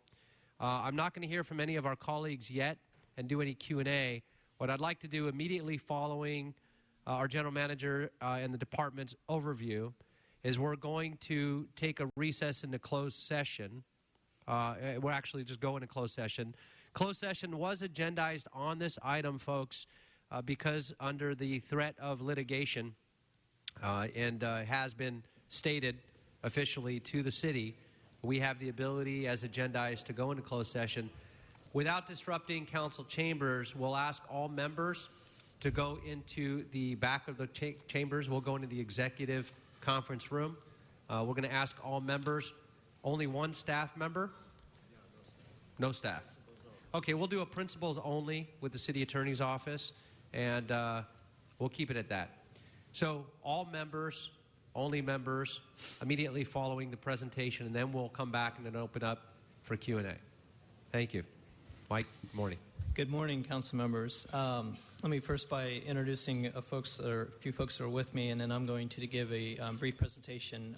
Agnes Coe, to my right, was the project manager for the concession RFP process. Vicky Israel is assistant general manager, of which the Greek lies in her operational control. And of course, to my left is Sylvia Patsouras, our board president. And before I begin with a brief presentation, our board president would like to make a statement. Good morning, Mr. President and honorable members. My name is Sylvia Patsouras, and it is an honor for me to be here today as a member of the City of Los Angeles Department of Recreation and Parks Commission, appointed by Mayor Garcetti. As the President of the Board of Commissioners, I would like to read a statement. I want to assure the council members and all the Greek theater stakeholders that the Board of Commissioners took very seriously its role in the review of all the material presented to us on the RFP process for the future operation and management of the Greek Theater, including the recommendation from the independent panel of experts who participated in that process, and a side-by-side analysis of both proposals. In addition to the many hours we spent reviewing all the material related to the RFP, the responses to the RFP, and the independent analysis, we held several public meetings in which all the members of the community in attendance who wanted to address the Commission had the opportunity to do so. We listened attentively to the concerns of the residents in the neighborhood around the Greek Theater and other stakeholders. After a very thorough review of all the material at our disposal, we reached our decision, which concurred with the unanimous recommendation of the independent panel of experts to select Live Nation as the highest ranked proposer for the future operation and management of the Greek Theater. I came today to urge you to uphold the Commission's recommendation, consistent with the city's procurement process, because we concluded that it is the best decision for the future of one of the city's treasures, the Greek Theater. Thank you for the opportunity to address you on behalf of the Board of Commissioners.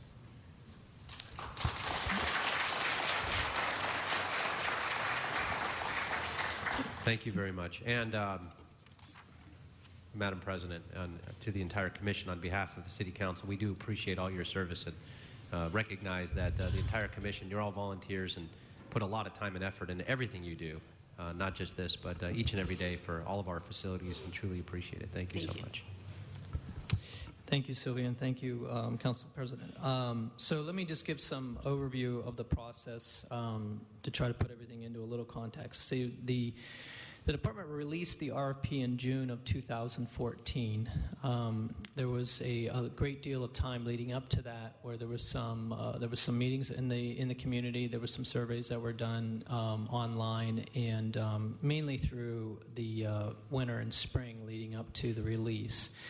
We also placed the RFP, a draft of the RFP, online 2 weeks prior to the Commission actually acting, to make sure that we gave additional time for any input along the way. The contract that we put out was for a 10-year agreement with 2 5-year options. Those options were based on, and it was very clearly stated, that as long as the operator was meeting or exceeding the objectives of the RFP, that they would be essentially be renewed. Of that, we received 2 proposals, of which you've heard from both sides today. I don't need to educate you on that. But I do want to talk about there was 4 primary objectives to the RFP.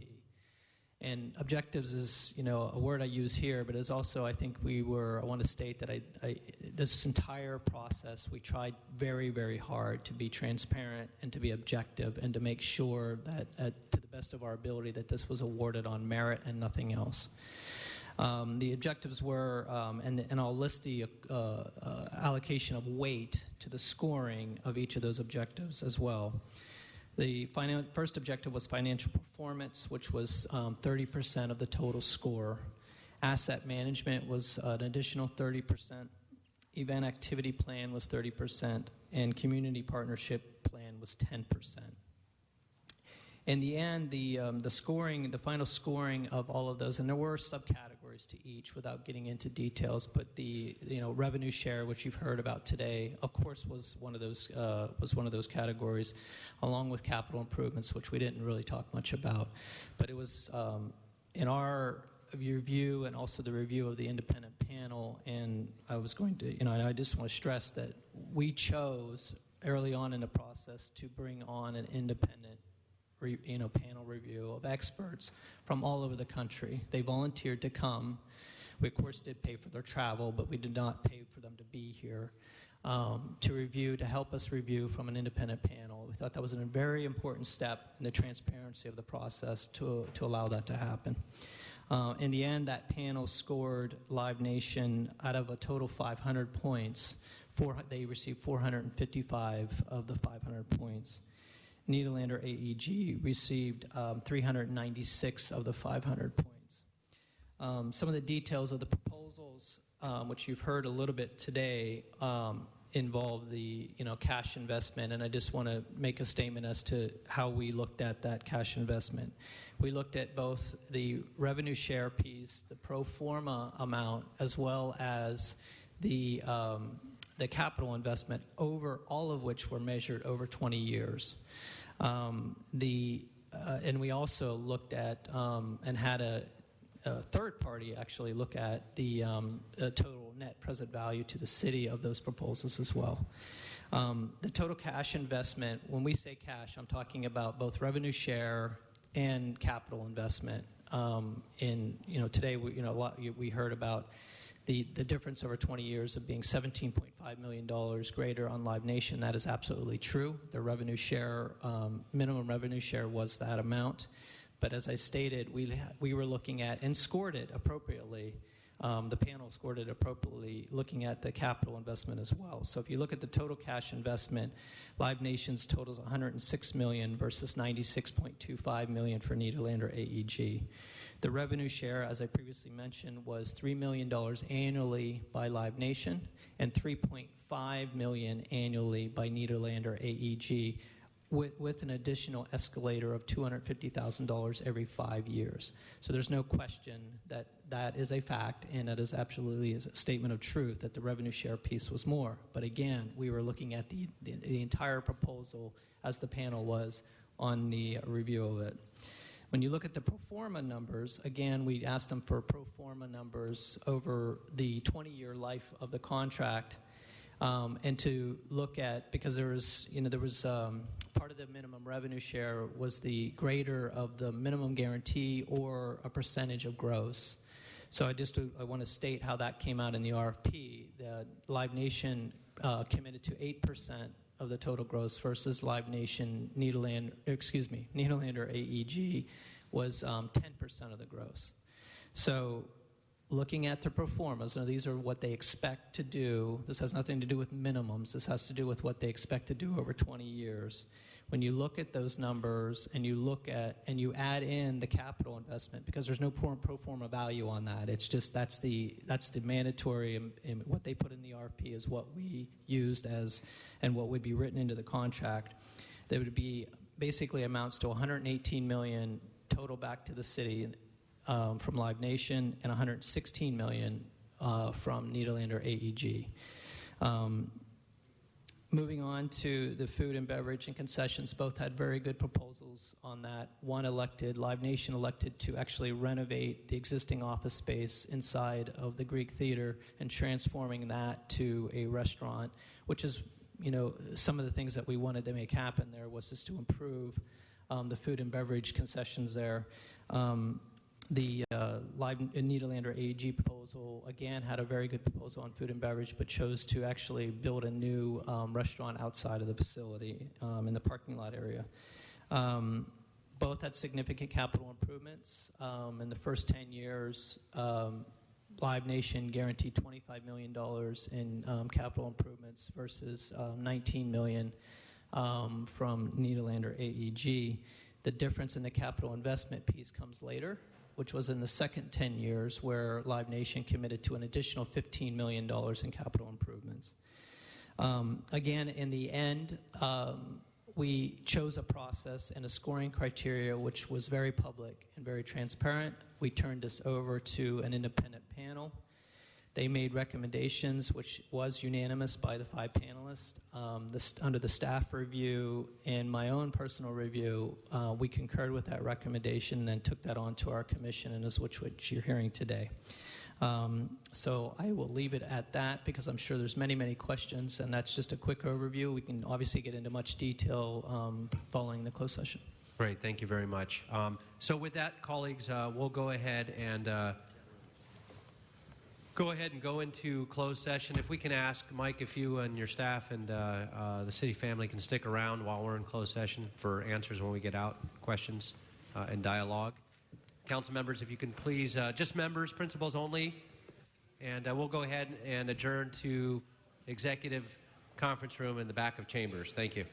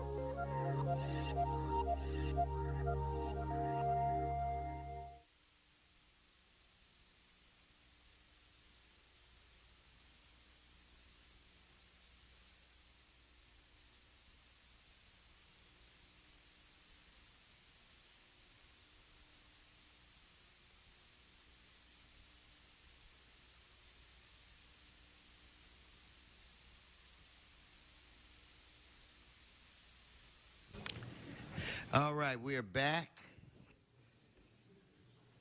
in open session.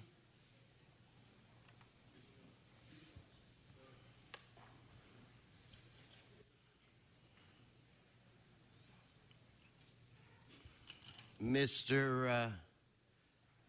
Chair, we can just proceed, or are there any special instructions?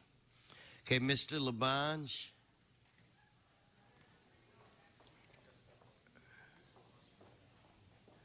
Could somebody fetch Mr. Labange?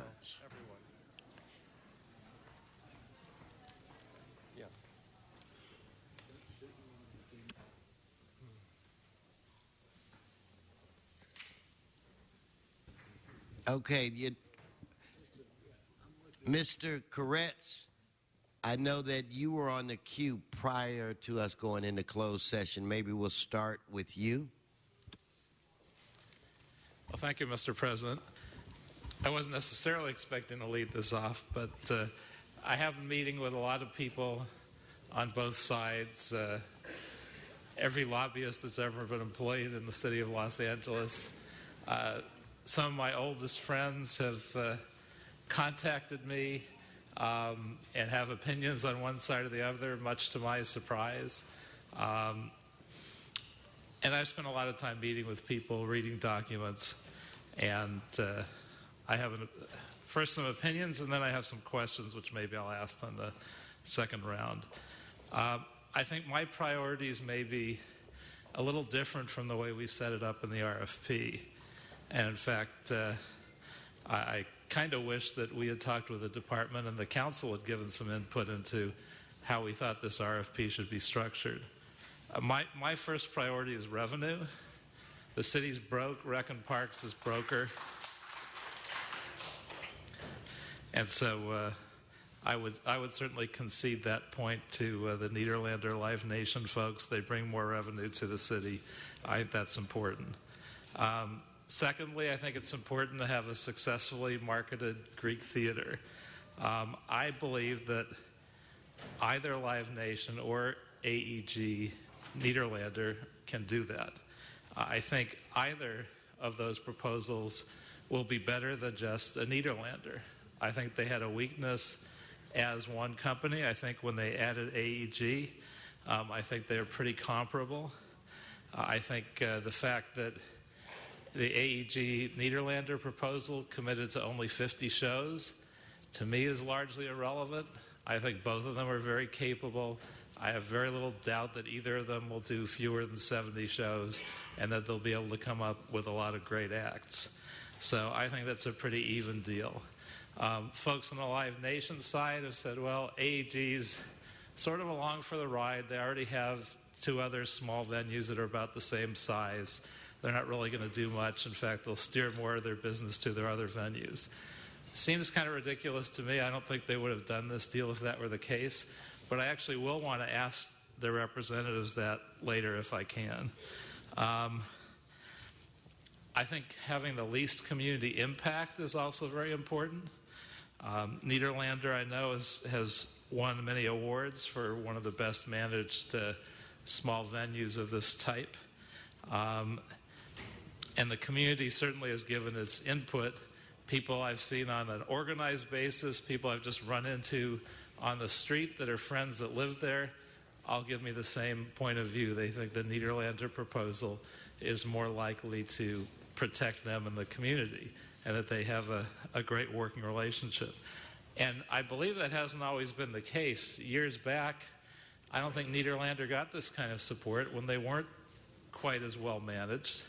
And so the argument that I've heard that the community's behind them because they're the devil they know, I think when they felt they were the devil they know, they were for somebody else. I think now they've given me more of a positive feedback that they're a company that they can work with and that they know. And I would have liked us to have some ability not just to look at what they say they'll do on paper, but for us to have actually observed both companies and their venues and evaluated that as part of the process. I think they both have strong sustainability plans. I actually think the Nederlander one may be a little stronger. The Live Nation one leans on purchasing carbon credits. And while that's not bad, I'd actually like to see a reduction in the emission footprint directly at the site. I also like the stormwater capture plans better with bioswales, et cetera. I think they'll do a little better job on the AEG side. On the good food purchasing policy, part of it, I like the fact that Live Nation has Cafe Gratitude and vegan food, and I think there's some positive there. I also would have liked to consider labor relations as part of this. I know that they both have now agreed to roughly the same elements. As far as I can tell, the AEG started that a couple months before, moved in that direction. The other side went along. But they're both at least in that direction, so whichever way you go, I feel comfortable for labor. And labor is largely officially neutral. So I've sort of gone to some labor unions and twisted their arms and said, tell me what you really think. And some have stayed very intentionally neutral, and some have said, you know, we've dealt with AEG or Nederlander and had great relationships. And some have said we've dealt with Live Nation and we've had some problems. And that when we have problems with Live Nation, sometimes they don't return our phone calls. Not the case with AEG. So that's been the input I've gotten there.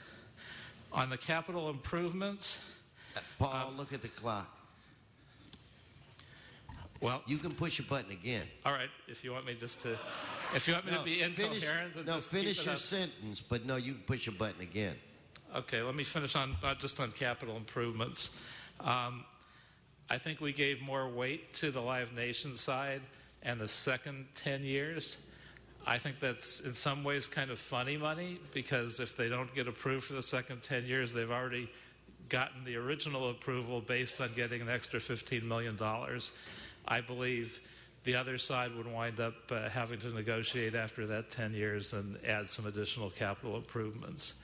And a lot has been said about the Greek's deterioration. I haven't gone over it with a magnifying glass, so I don't know how much is true and how much isn't. I do know that I looked back at some things that were written 2002 to 2004 when Nederlander agreed to capital improvements. They agreed to $6 million in capital improvements.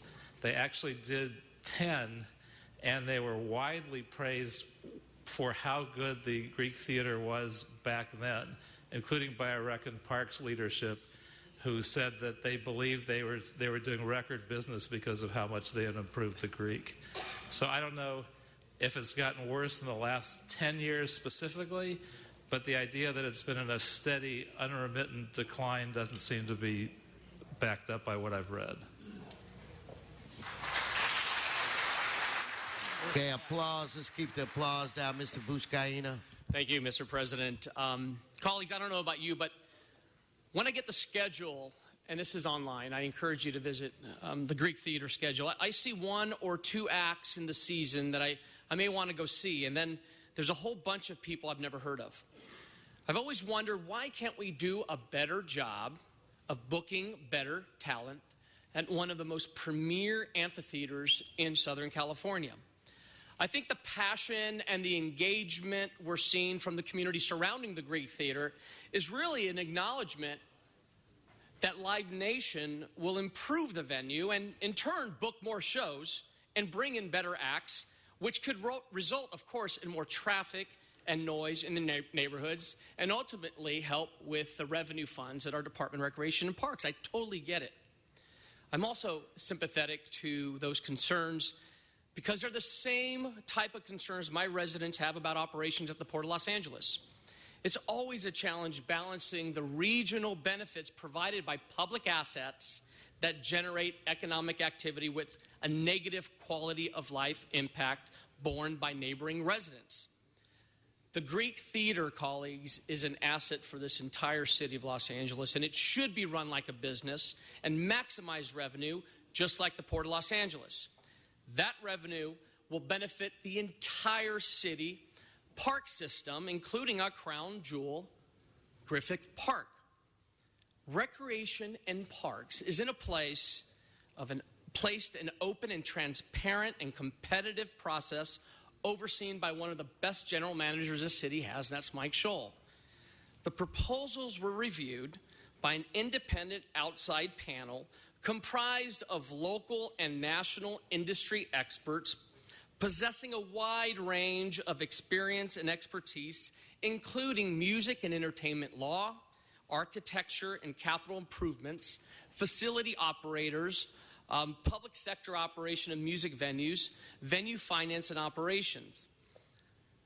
If we don't uphold this process and fail to support the recommendation of the Recreation and Parks and its board, we are confirming the worst stereotypes about Los Angeles being a difficult place to do business. calling out all businesses, come to Los Angeles, apply for a contract, be a part of the request for proposal. But at the bottom of the ninth inning, there's your proposal. So the city attorney has clearly raised some issues and legitimate concerns about potential legal action if the council acts now. And with that, I encourage and move that this item before us be received and filed. I make that motion. I'll second that. Mr. Bloomingfield. We've got it, Mr. Buscaino. Mr. Bloomingfield? Thank you. I don't know which side is the best on this. My only consideration, and I know this is true with all the councils, is what is best for the city of Los Angeles. And I'd like to bring Rec and Parks forward because I want to start by really asking some questions. At the end of the day, there's two sides of this for our consideration. One is what was in the RFP the right things to be in the RFP, and there's some questions about whether or not the council should have been consulted in advance on that RFP, as often happens with different RFPs, so that we have the proper agree to the weighting of what should and shouldn't be. And then there's questions about the scoring, and I wanted to bring up a few particulars to try to get your take, because they've confused me, and I've talked to both sides on this and still confused, and want to work through some of these things with you. One has to do, and I'll start with sort of the smallest and work up, the preventative maintenance at the Greek Theater. I see that the scoring on it was that the AEG Nederlander was scored at 3.795, and the Live Nation was 2.64. But then, or I'm sorry, it's the other way around.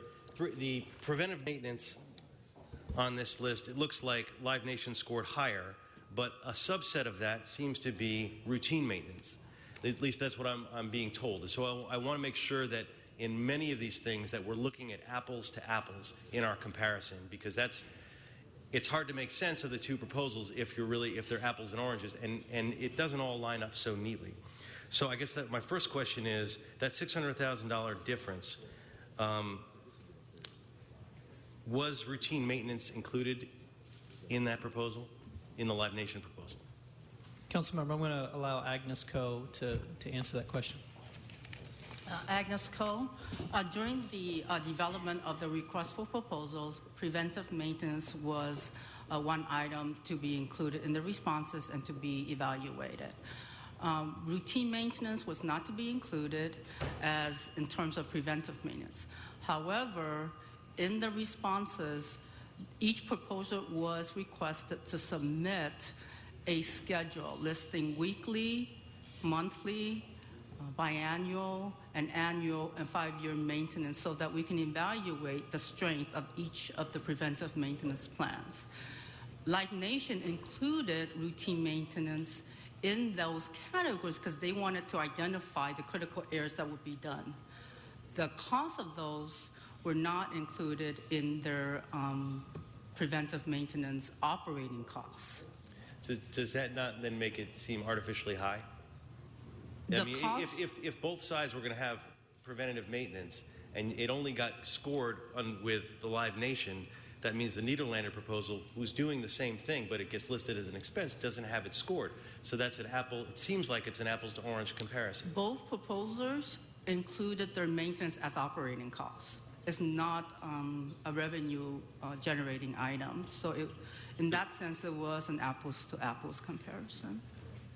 So of the 4.34 that Live Nation had scored for preventative maintenance, the other side is saying that 1.735 of that was routine maintenance that they were also doing on their side. Are you saying that that's not the case? No. No, that is not the case. That is not the case. Okay. I'd love to look into that a little bit more and get those details to us. And the other piece of that, so that was worth 13 points, a $600,000 difference in terms of the scoring. Yet on the revenue difference of a $17.5 million difference later on in the proposal, when you're talking about the revenue, was worth only 6 points. And I'm trying to reconcile those two differences, where a $600,000 benefit on one side is worth 13 points, but a $17 million benefit on the other side is worth 6 points. What is the 6 points relating to, sir? The minimum revenue proposal, minimum guaranteed revenues.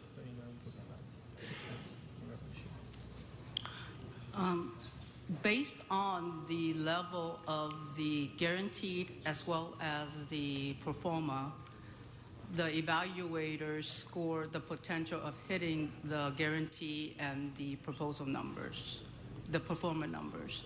And so the evaluators scored it in that manner. And I think I want to clarify on the approach to preventive maintenance. It wasn't just the dollar value that was being evaluated.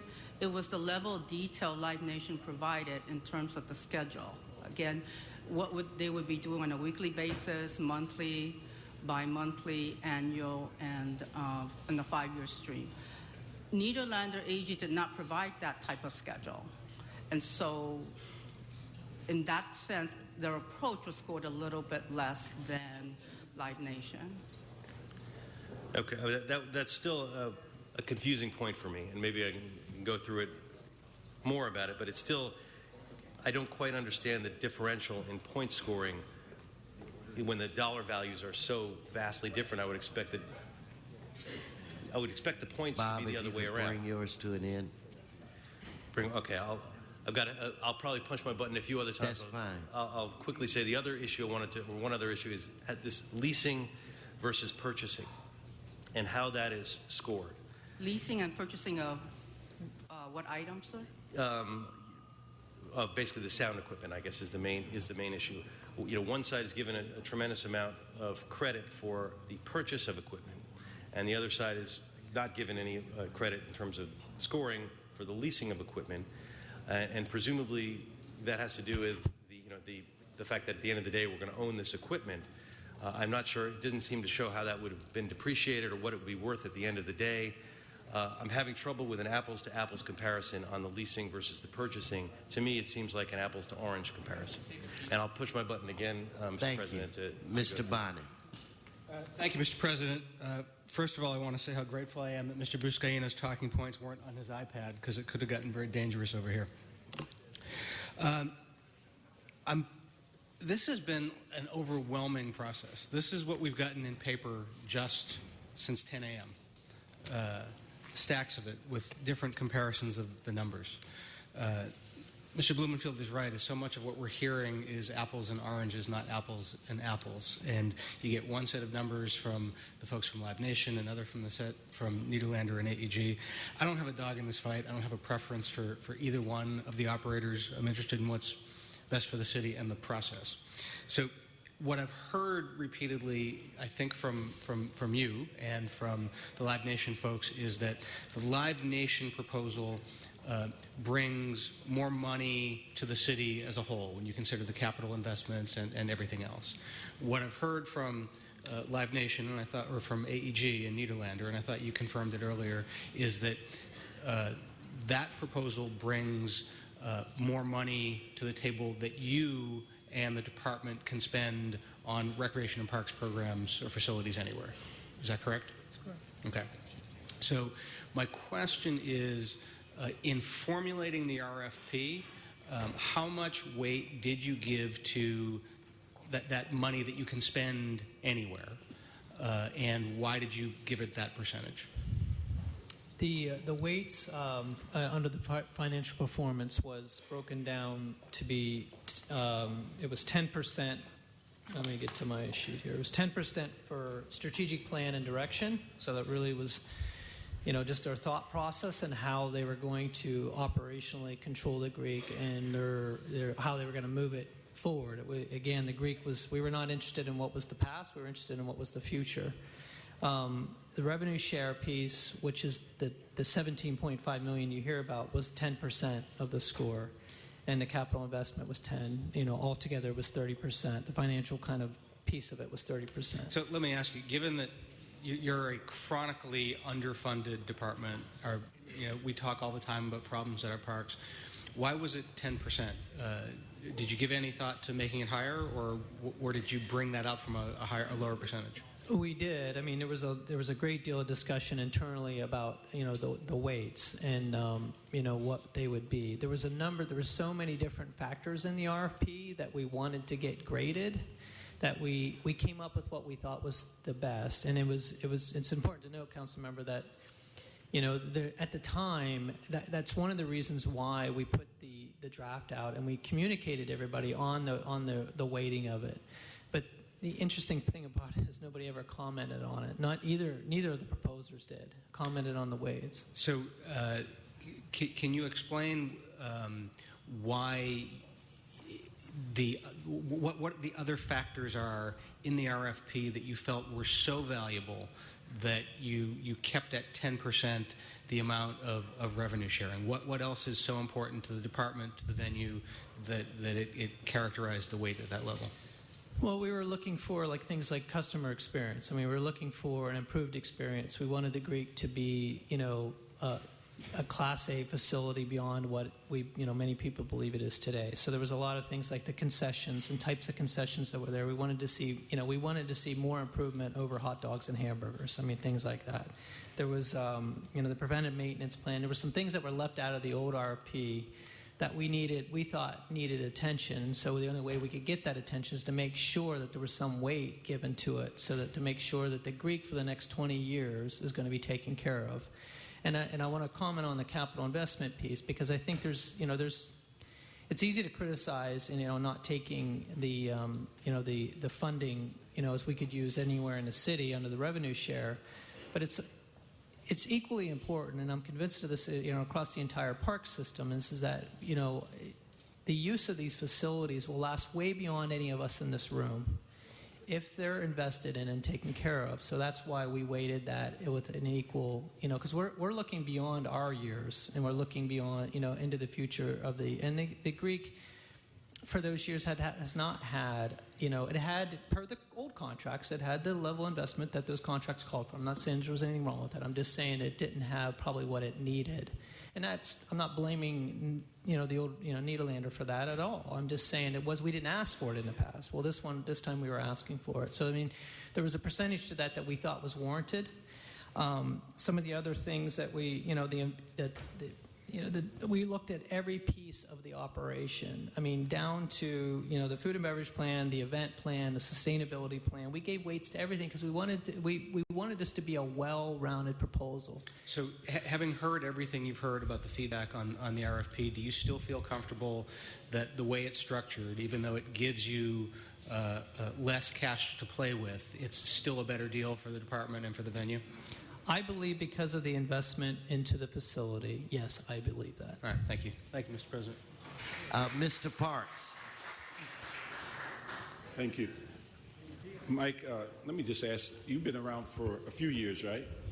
And one of the things I was wondering, and looking at the process that you came up with the RFP, is that have you seen in an RFP where there was such a distinctive difference in the point spread amongst the people that were applying? I mean, there's been many RFPs, but I can't recall. I mean, they are all unique. Most of the RFPs we do are pretty small. Yep. They're not to this magnitude. Not the value, but I'm saying I've not seen one where you had this level of 59 points difference. It was a pretty considerable spread on this one, yes. So it wasn't a nail biter. No, not per the what was represented here, and what we have stood behind is, and again, I'll just reiterate, Councilmember, that we chose a process, and right, wrong, or indifferent, we chose a process, and we stood behind the integrity of that process, which was allowing an independent panel to be the judge and to score that. So that, yes, that independent panel heavily weighted the results. Yes, you had about 12 vendors walk through the facility to look at it, and only 2 applied? Well, a lot of those, I think, were like subs of those bidders. It wasn't necessarily, I don't think it was 12 promoters, I don't believe. I think it was probably much less than that. But there was a number of people that did the walkthrough, but I think a lot of those were almost like subcontractors to the promoters. For the size of that facility and what's expected, are there many people in the environment that are capable of running that facility? There's the notable ones. I think there's a lot of different operational models out there, but certainly both that are applied are very capable of taking care of it. Okay. Yes. Okay. Were you in Recon Parks when the 2000 process went forward? Thank goodness, no. All right. And what I've read on it is that there were two competitors then, and Nederlander came out number 2. But as they merged their resources, it became a sole source. But what was concerning to me is that even with that, it didn't appear they made their financial projections as it relates to their RFP. And so I'm just concerned when we talk about dollars and percentages, whether they're being met and then whether we have an expectation, even in this time, that they're going to be met. And so the one thing I want to thank Joe for his comments earlier, because I've tried to look at this very thoroughly, and again, I have no horse in this race. I just want a legal process, which I think you and your commission has presented to us. I'd like to make sure that it's something in which doesn't get batted around, in which businesses believe that there is no opportunity. And then if you go back out to RFP, the expectation is the same two people will show up. And then we'd have to wonder about, in my judgment, the integrity of the process and the people if you just did a somersault and came up with a different conclusion. And so these are things that I think that, having been a general manager, I would think that the commission and the general manager, in my judgment, are in the best position to evaluate all these details and scrub these numbers. I know I don't have the time to go through it and determine whether putting it on the front end or the back end, or whether we get it in tickets or infrastructure is a better deal. I think the general manager and the commission knows what it takes to make that facility whole for the next several generations. And so I would hope that as you go through this process that we ask the commission and yourself to maintain that integrity and give us the best deal and your best recommendations, because that's the only thing we can rely on. I don't know of any staff that can go through it. We weren't sitting through the meetings. We didn't go through the vendor process. We didn't go through much of the things that you have that insight on. And we certainly, in my judgment, don't have the ability to run a facility. And so I would hope that we would support the general manager and the commission for all the work that they've done, because I think that is the way the process was set up. And if we start all over again, how many people will show up and say, let me bid on a non-process? So thank you for your effort.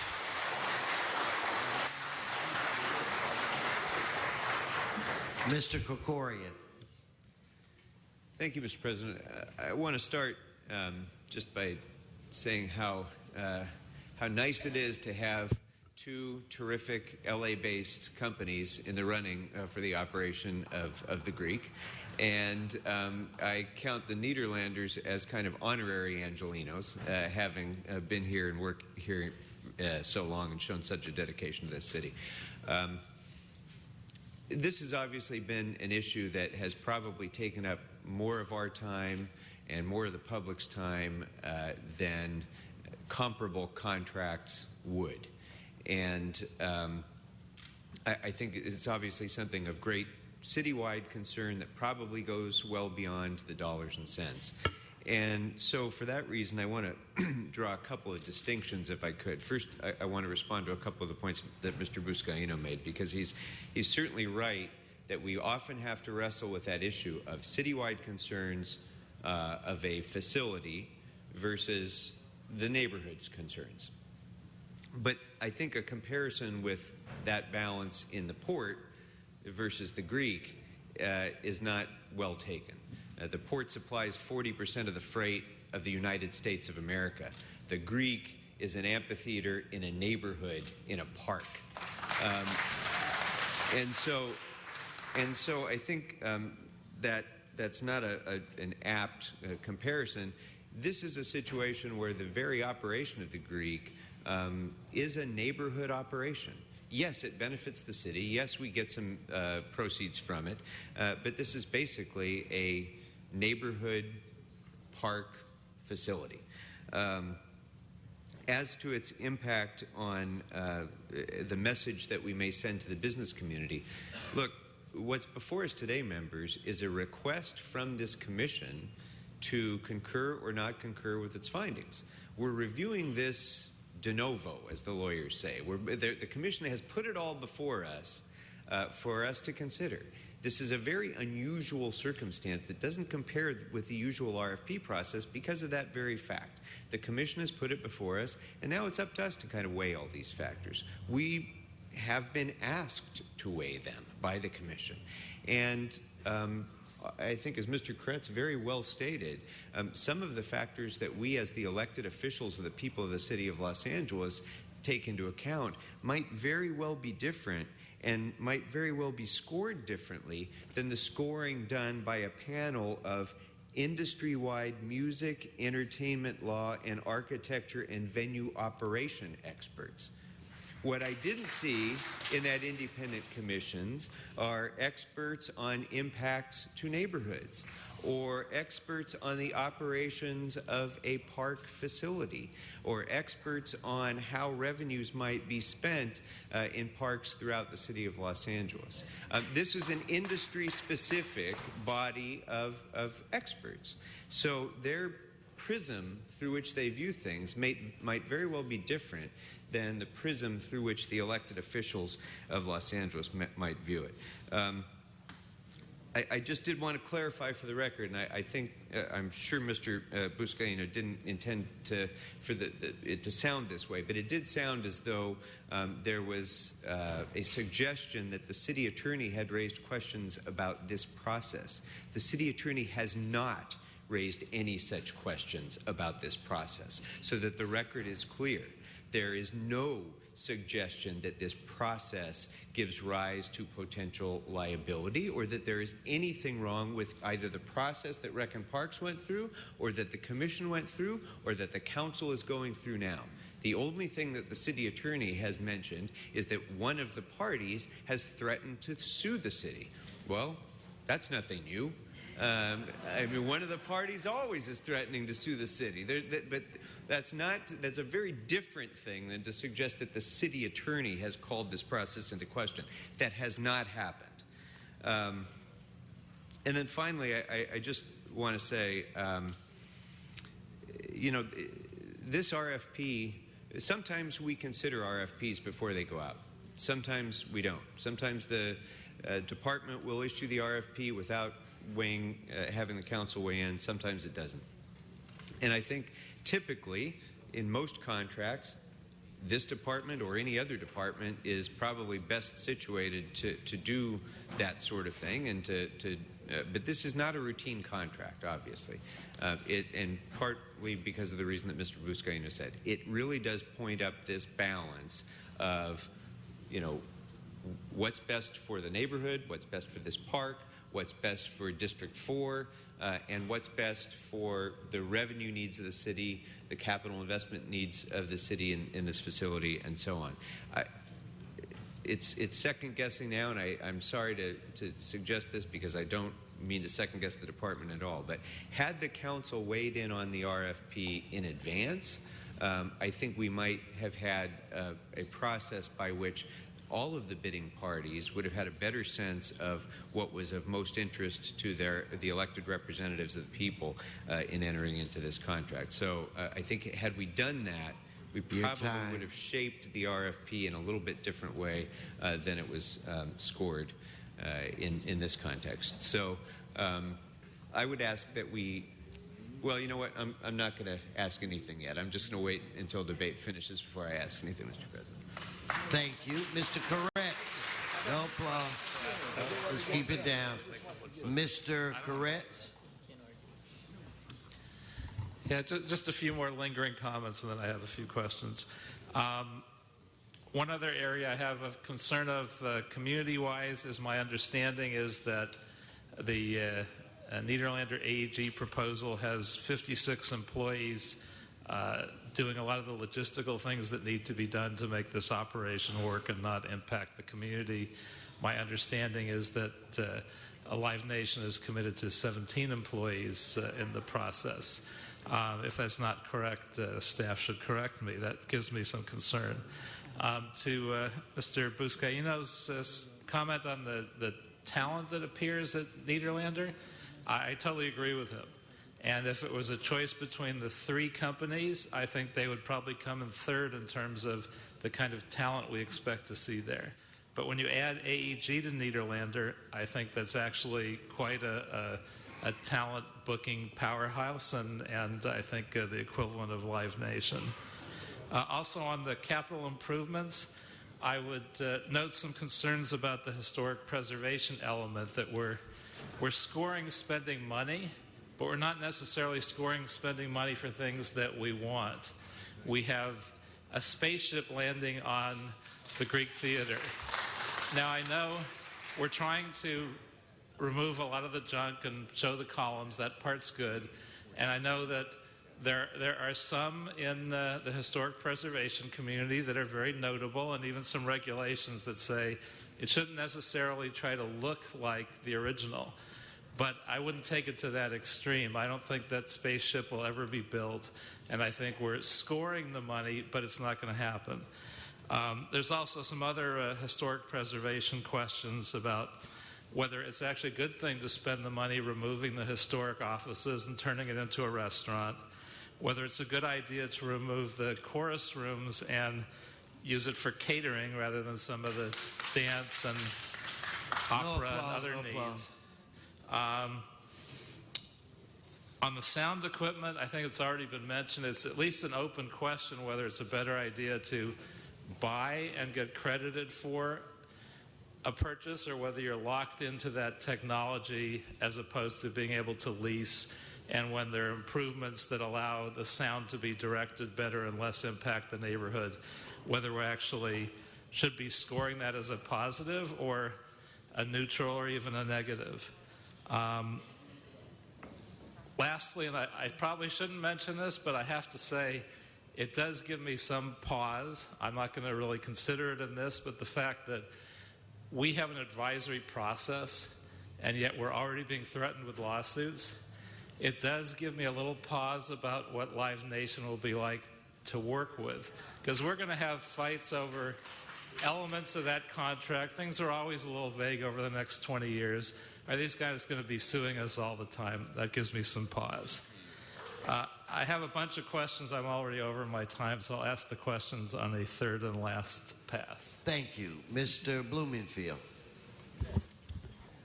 Thank you. And you know, I hate that we're in this, because I hate the fact that we're looking so deeply at a contract, but I do want to echo what I've heard as well, which is, as a body, we certainly have that authority, and it's been put into our lap to concur or non-concur.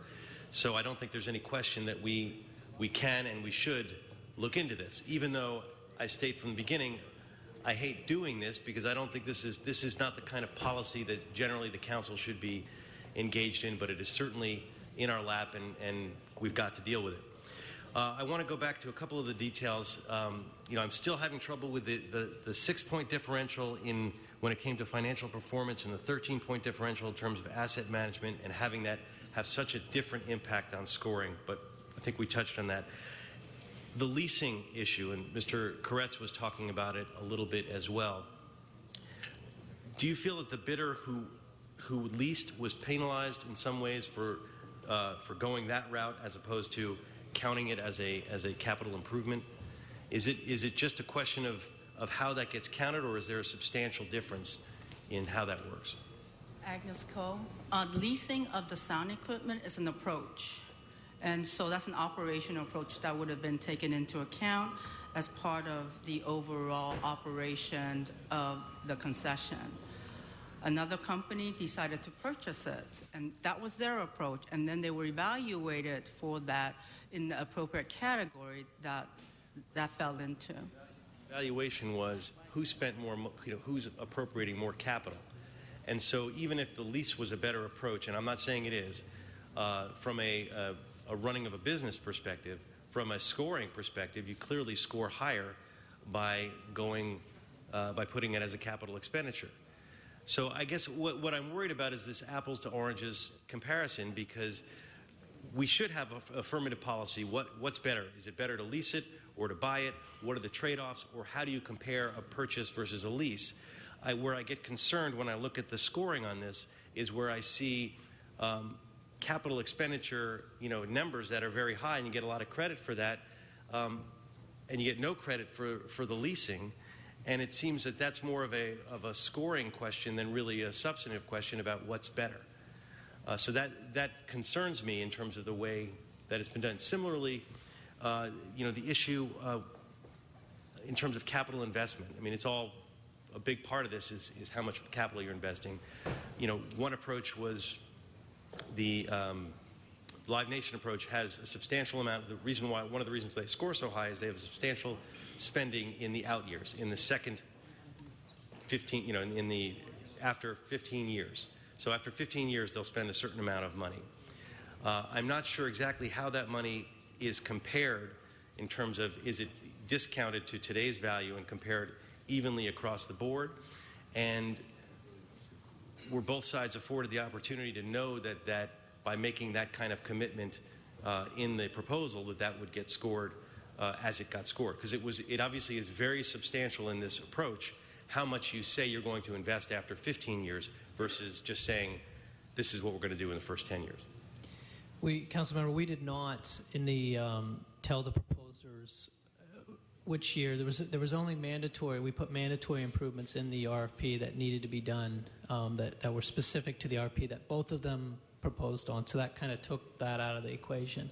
There was a lot left up to, as you would do in any RFP, in order to try to separate, performance levels of different RFPs. You want them to have a certain level of ability to expound on the things that they want to do, or the things that they think are the better approach. I mean, that's just a natural response to any RFP. So we did that. So we had a lot of things in there, like almost suggestions of things, but they were not mandatory. They were elected. So whether or not they decided to put them in the first 10 years or the second 10 years, we didn't say anything about that. We believe, and I believe to this day, that I think we were quite clear that we were evaluating this on a 20-year term. Other than the fact that they put it out, it was actually after 10 years, I don't have any real comment on that other than that's what they put out there, and we took that into an account, but because the other proposer didn't. But we didn't tell either one where to put the money and what year. I guess on several of these items, what concerns me is that it ends up being more a question of how well you played the game in terms of the RFP versus the substantive difference in the proposals. Because on the lease, it's sort of who was better at filling out the RFP, and that's certainly a factor in all this, and I don't deny that. Although at the end of the day, the city, we want the best substantive proposal. Regardless, and it concerns me when some of the scoring decisions may have just been, who was more in tune with the way that we were going to score it, maybe by pure luck. I'm not suggesting anybody had any advanced info, but I'm saying who by pure luck was more in tune with the scoring versus what the substantive difference is. So that's a concern of mine. I see my time is over, but I should just say, I want to reemphasize, I really appreciate you as general manager and what you all are going through, and I know this is a very difficult process, and regardless of whether we concur or not concur, it ultimately goes back to you all to sort of take in all the things that we're talking about and come up with the best solution moving forward. And so I take our role as an advisory body in this particular instance to give you our feelings about it very seriously, and I hope that you will hear what we're saying about our concerns as well. So absolutely. Thank you. Thank you, Mr. Koretz. Thank you. Having said a number of things that lean in the AG direction, I do have a few questions that don't necessarily.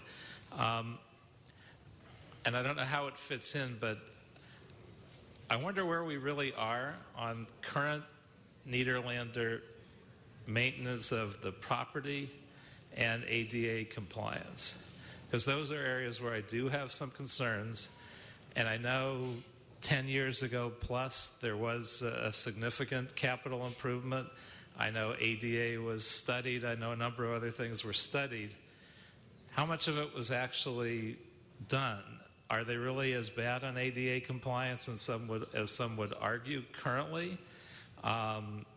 Is maintenance as bad as some would argue currently? And how does that fit in? Or do we just talk about what we will proactively do in both cases? Because I think where I think some of their positives should be taken into account in the past and shouldn't just be ignored, I think some of the questions need to be acknowledged as well. So to answer that question as directly as I can, again, we were looking at the Greek Theater going forward. Nobody was penalized for what, and you have not heard that from the department saying that, maintenance was bad or all those things. We were looking going forward. We evaluated the proposals going forward. Others that have said that the department staff should not have, and I certainly have not participated in those discussions. I mean, what I was looking at was going forward, not what's happened in the past. Well, so what does need to be done going forward in terms of maintenance and ADA?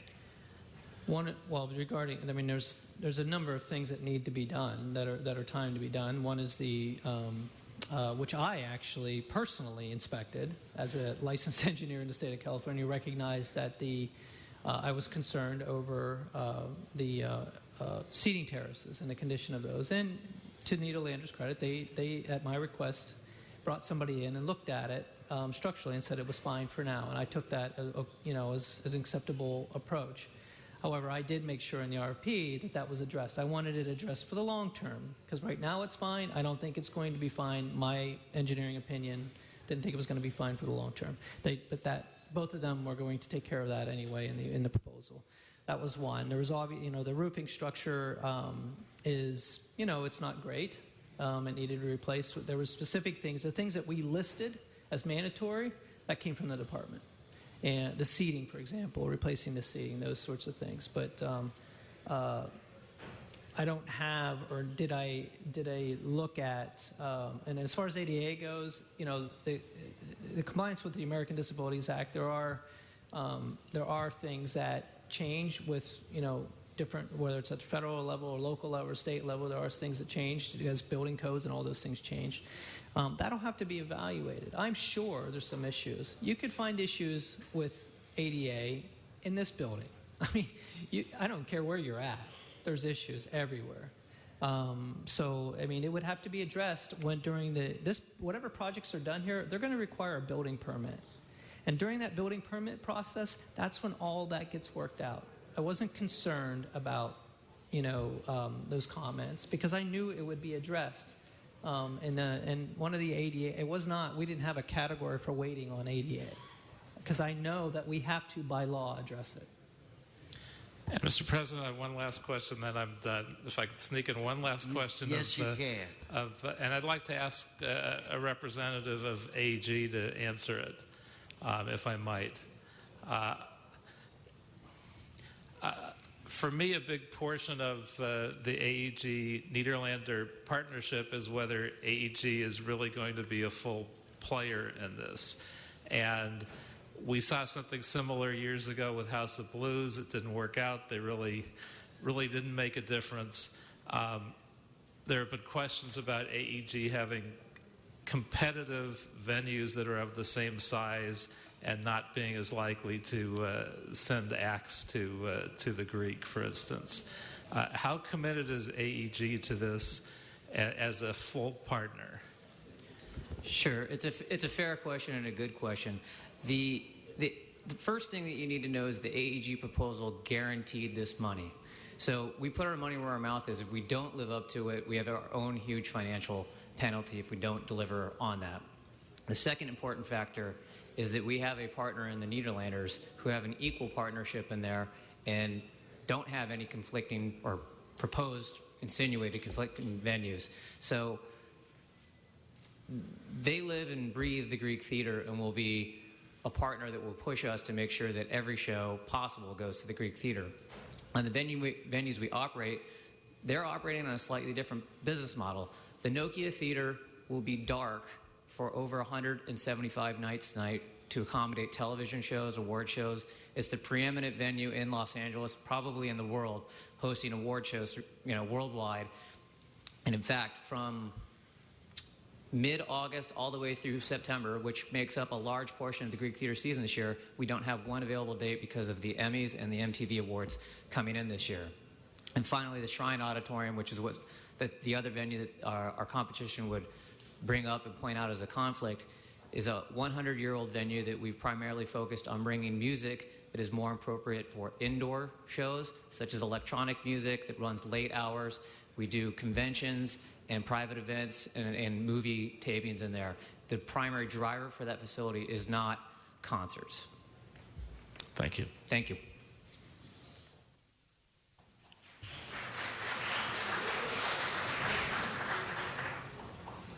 I think that it's only fair that I afford a few minutes to a representative from Live Nation to come to the podium. So whoever you want to select, please come forward, sir. We'll give you a couple extra minutes. Thank you. My name is Joe Berchtold. I'm the COO of Live Nation. The first matter I'd like to address is the guaranteed money to the city. Simply because Nederlander and AEG say 20 times that it's going to guarantee more money, that doesn't make it true. Live Nation guarantees on an apples-to-apples basis more money to the city.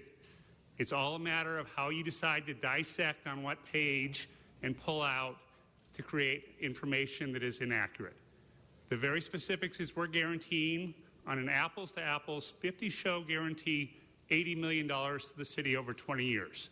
That's $60 million in rent and $20 million in penalties for not hitting a 70-show guarantee.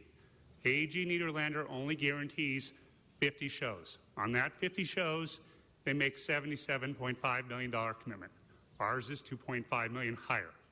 So by taking a very specific definition, not the totality of money guaranteed on apples to apples, you've heard 20 deceptive comments today. So I want to correct that for the record. Second, while I understand all of the reviews of the process, again, from our standpoint, if we would have been given different rules, we would have responded differently. It's that simple. The RFP process was laid out to everybody clearly in advance. There were no debates on it at that time. If somebody wanted to score differently, CapEx versus rent or anything else, and we would have known that, we could have responded accordingly. It wasn't, and we both responded accordingly. So in our minds, to change the rules now is patently unfair to us as someone who's invested 2 years and millions of dollars in responding. Thank you. Thank you, sir.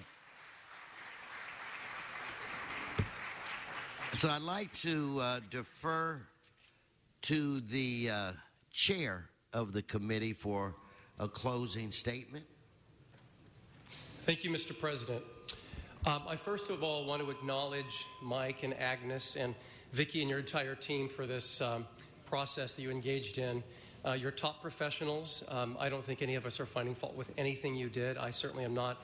Conversely, I think that you've gone above and beyond like you always have, and I really applaud everything you've done. To everyone else in the gallery, I respect everyone that I've interacted with, regardless of which side you're on over the past couple of months.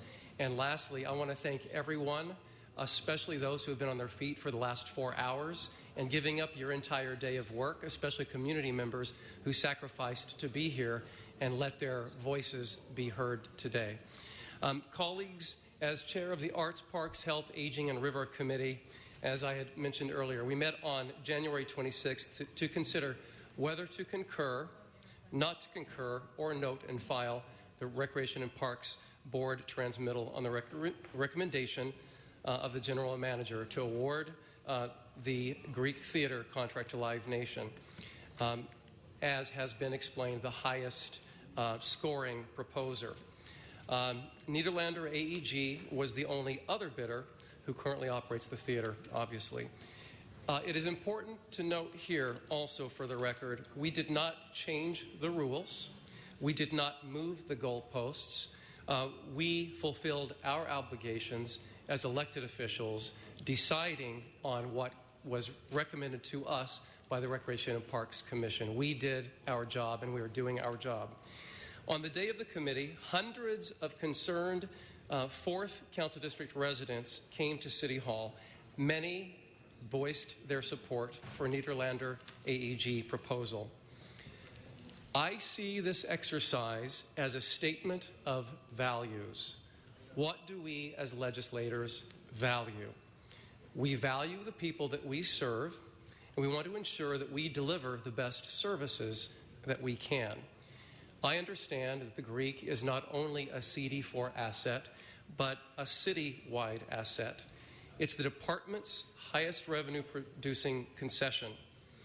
So, in my deliberation, I have to weigh not only what benefits the people of the 4th Council District, although I do not represent it, but also the concerns of residents in Elysian Valley, Watts, Pacoima, Boyle Heights, Palisades. It doesn't matter.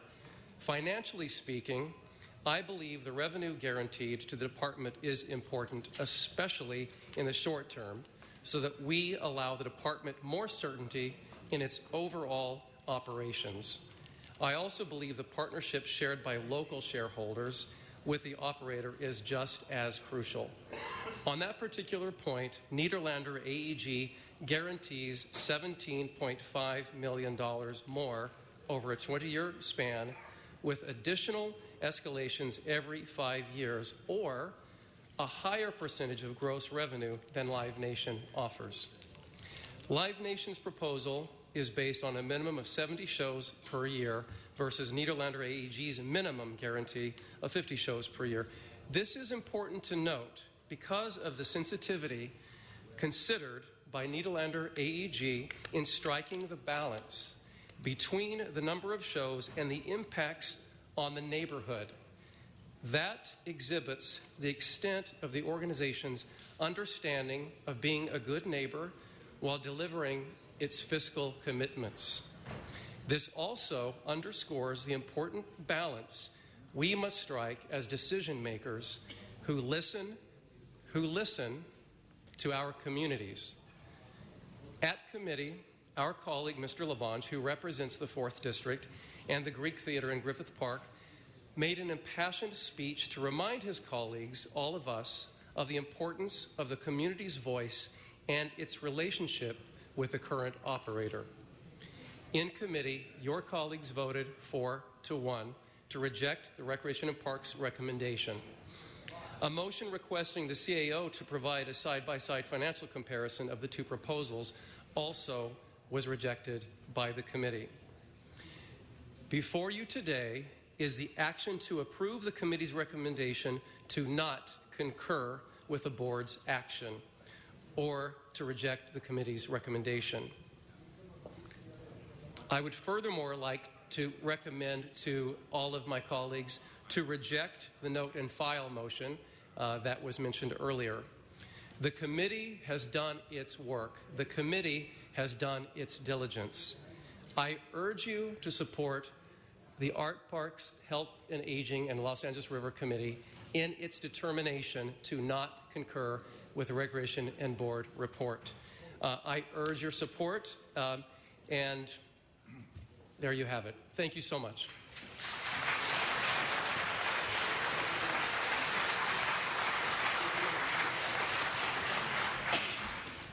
Mr. Labange. Well, I just want to thank everybody, and I think it's very important that we have this matter considered before us. Appreciate the Department of Recreation and Parks, its commission. I appreciate everyone who's in this room, and I especially appreciate my colleagues as we discuss this with the advice of all to make the best decision as we go forward. Griffith Park is a wonderful 4,000-acre, 4,500-acre park, and it is many great things, including the observatory, including the Greek Theater, including the swimming pool, which we got to get fixed, Mike, including Travel Town, and the great Los Angeles Zoo. So I just really want to thank the efforts of the Park Department in bringing this forward. I want to thank the efforts of the city staff and our city attorneys and the contract that was discussed. And I just want to wait to see if Mr. Wesson asked that if it's right now being circulated, this motion will come forth to my colleagues, which I'd ask for an aye vote once you see that motion. And if you look over to your right, you'll see the clerk talking to the attorney as he moves forward to circulate it. Once it's circulated, then we can take it up and vote it in order. And I appreciate everybody's day today. I thank you, Mr. President. Thank you, Mr. Labange.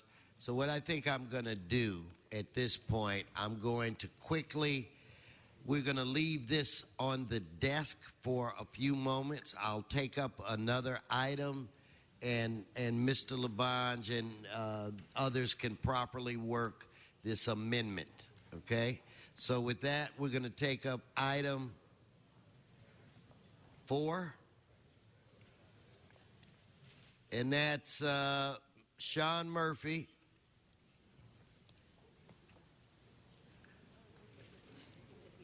And Mr. Walsh.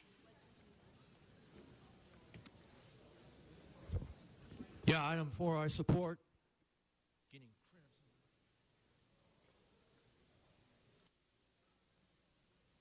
Mr. Walsh.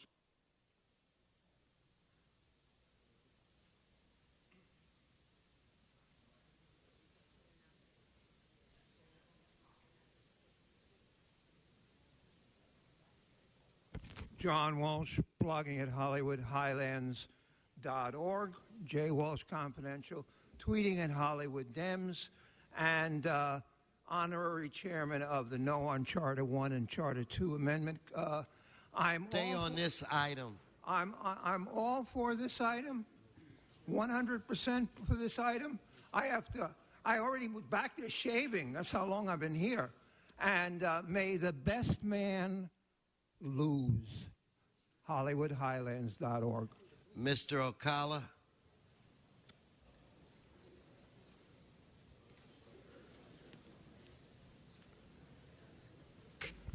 Once again, we see the magic of City Hall at hand. You assign a commission to study something, they recommend something, and you vote against it. What a bunch of idiots. Mr. Ocala, I'm just going to tell you, you were not on the item. So I'm not going to call you again. Sergeants, help him find a place where he can rest.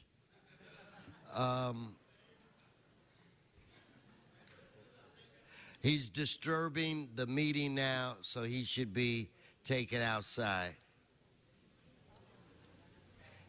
Or I should say disturbing it again.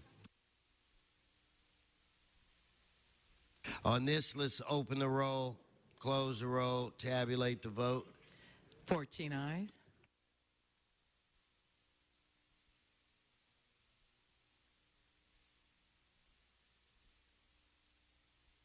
Item 9, Mr. Murphy.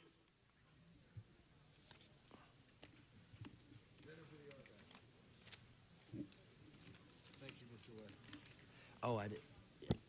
Yes, item 9 I support.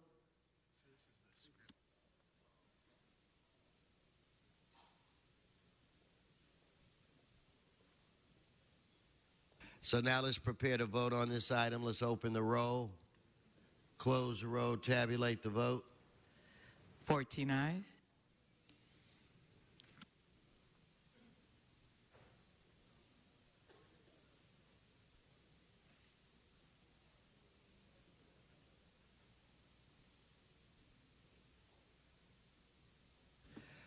Item 11, Mr. Walsh.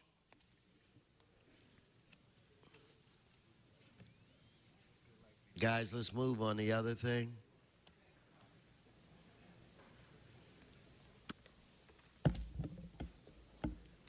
John Walsh, blogging at HollywoodHighlands.org. This suspense is killing me.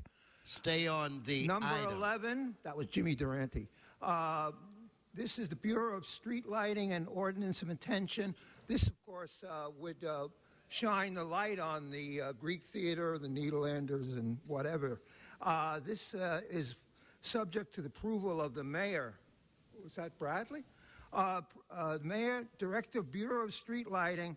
As you know, since I never complain about street lighting because I live across the street from Nederlanders and they make damn sure that Okay, we get... you're off subject. Thank you, Mr. Walsh. Let you know your time is expired. Too many people get you excited. Let's prepare to vote on this item. Let's open the roll, close the roll, tabulate the vote.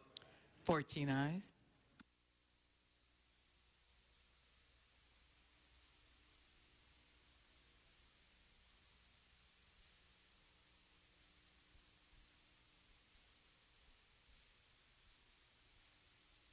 Now we're going to take up item 14. It was called special by Mr. Herman, who is no longer in this chamber. So, members, let's prepare to vote on item 14.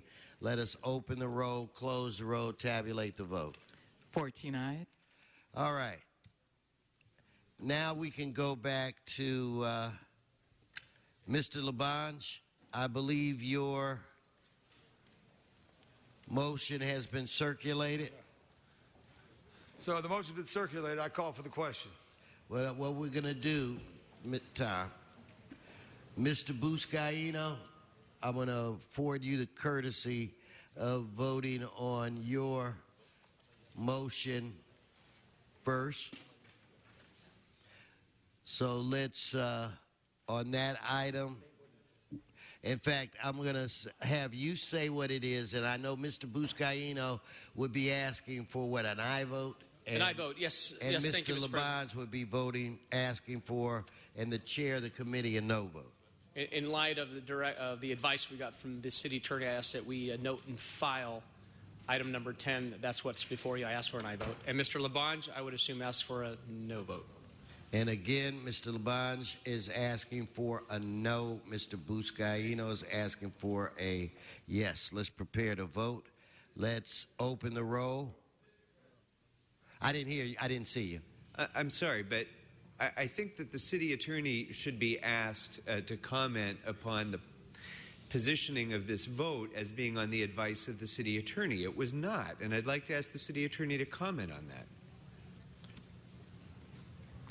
Yes, Ms. Kapoor. Council, as you know, we did not advise you one way or the other on this vote. This vote is within your discretion. Well, I'm glad you caught that, Mr. Krikorian. I was doing other things. Leila, before you leave, could you reiterate that? The statement that was made was that we advised that you note and file this item. That was not based on our advice. Thank that you. was not based on our advice. Thank you. Thank you. Okay, now again, Mr. Buscaino's aye, Mr. Labange, no. Let's open the roll, close the roll, tabulate the vote. 4 ayes, 10 noes. Okay. No. Okay, Mr. City Attorney, what is before us now? Mr. Clerk. Mr. President, at this time you have motion 10A. It is the Labange Price motion that has been circulated and is now before you. Okay, so now let's prepare to vote on that motion that has been circulated. Members, let's open the roll, close the roll, tabulate the vote. 11 ayes, 3 noes. All right. Now we're going to vote on the entire issue. Let us, as amended, we're going to vote on the item as amended. Let us open the roll, close the roll, tabulate the vote. 11 ayes, 3 noes. All right. Now we'll move on to the next item on the agenda, which is, it's over, folks. What did they say? That's all, folks, for this day.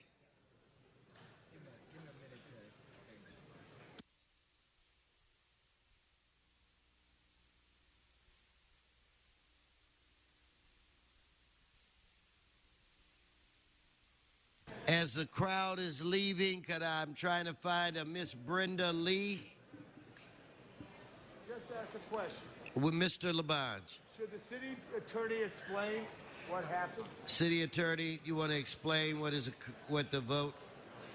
Yeah, yes, Mr. President and Mr. Labange. Shh. We're going to have the City Attorney explain what just occurred during the vote.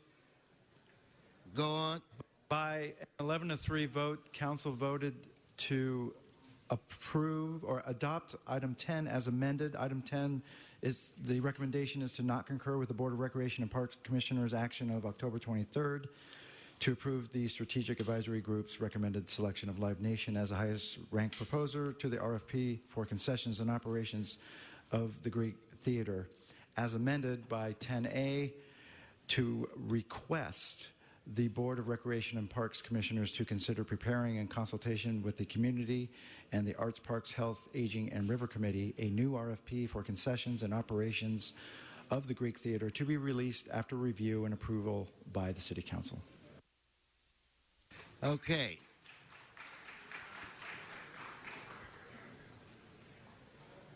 Item 2, Brenda Lee. 1 second, Brenda.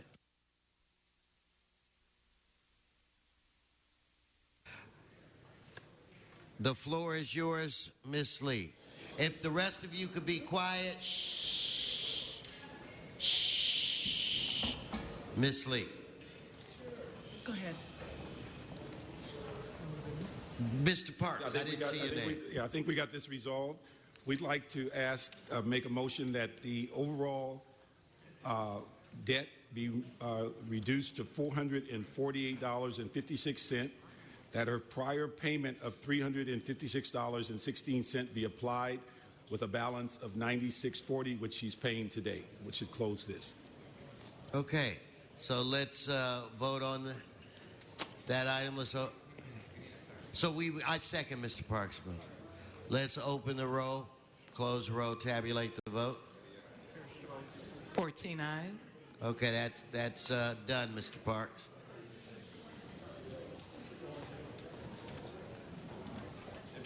Item 3. Do I have a Michael O'Keefe? How you doing, man? Where you been? Oh, are you okay? Mr. Walsh? And, Mr. President, for item 3, there is a recommendation from the department to receive and file this matter inasmuch as the subject property was determined to be a single-family owner-occupied dwelling and thus exempt from lien process. Thank you.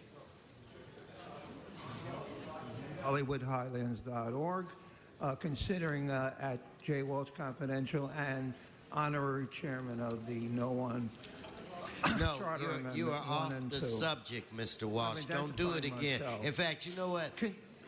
Finish this time, but do not do it again. You've been asked 5 times. I'm reading the... Not now. You speak to the item, and that's all.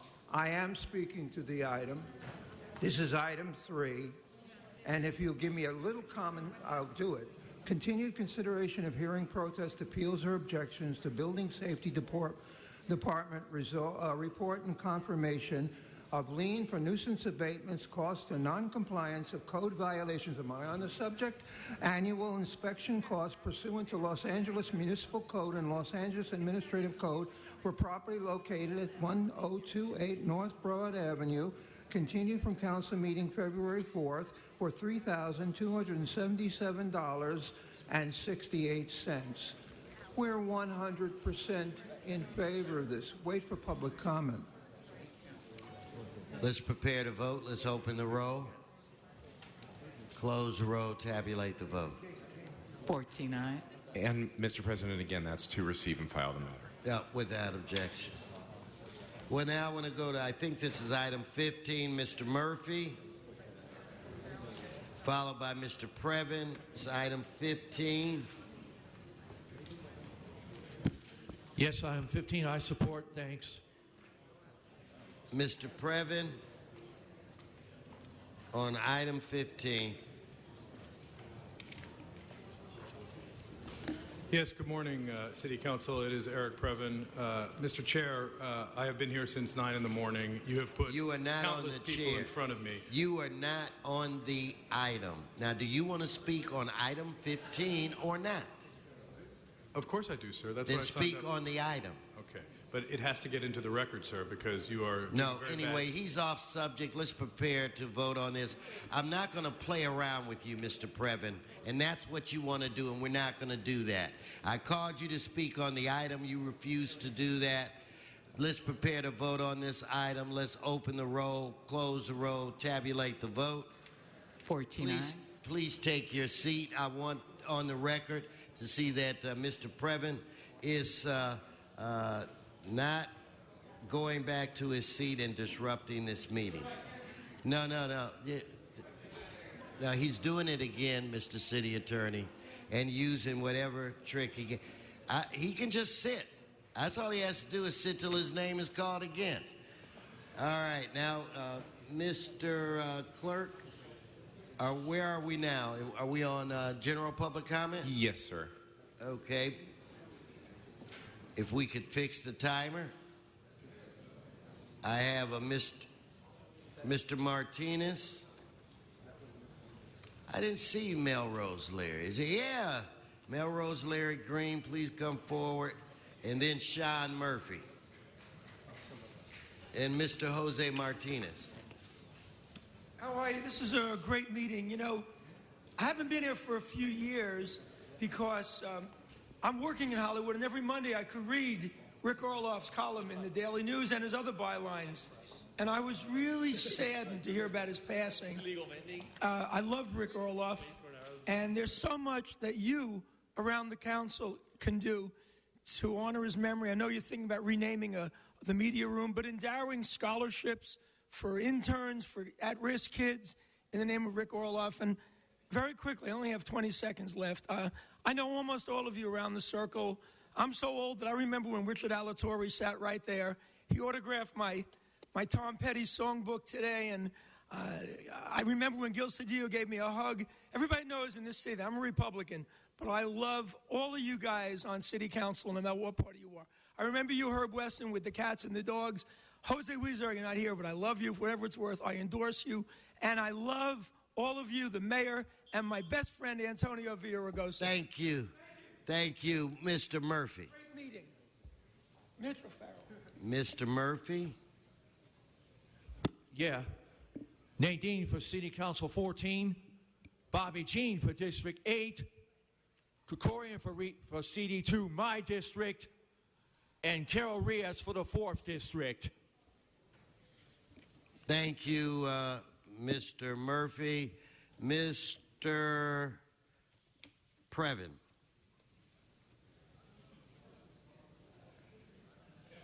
Followed by Darrell Gale. Yes, it is Eric Previn, and I would request that you create the same size shot as you do for city employees and city council members on Channel 35. It is a city taxpayer-funded outlet, and to keep the public, all these wonderful people who came down to talk on both sides of a complicated issue in de minimis sizing is an insult and slap across the face to the public.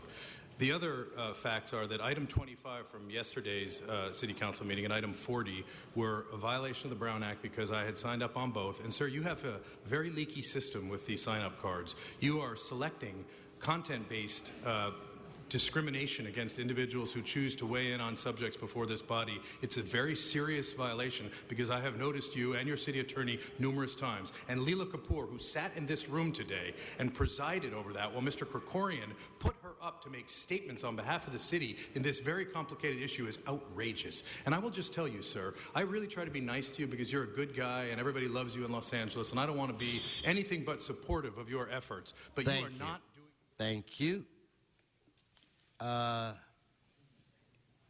There she is. Ruth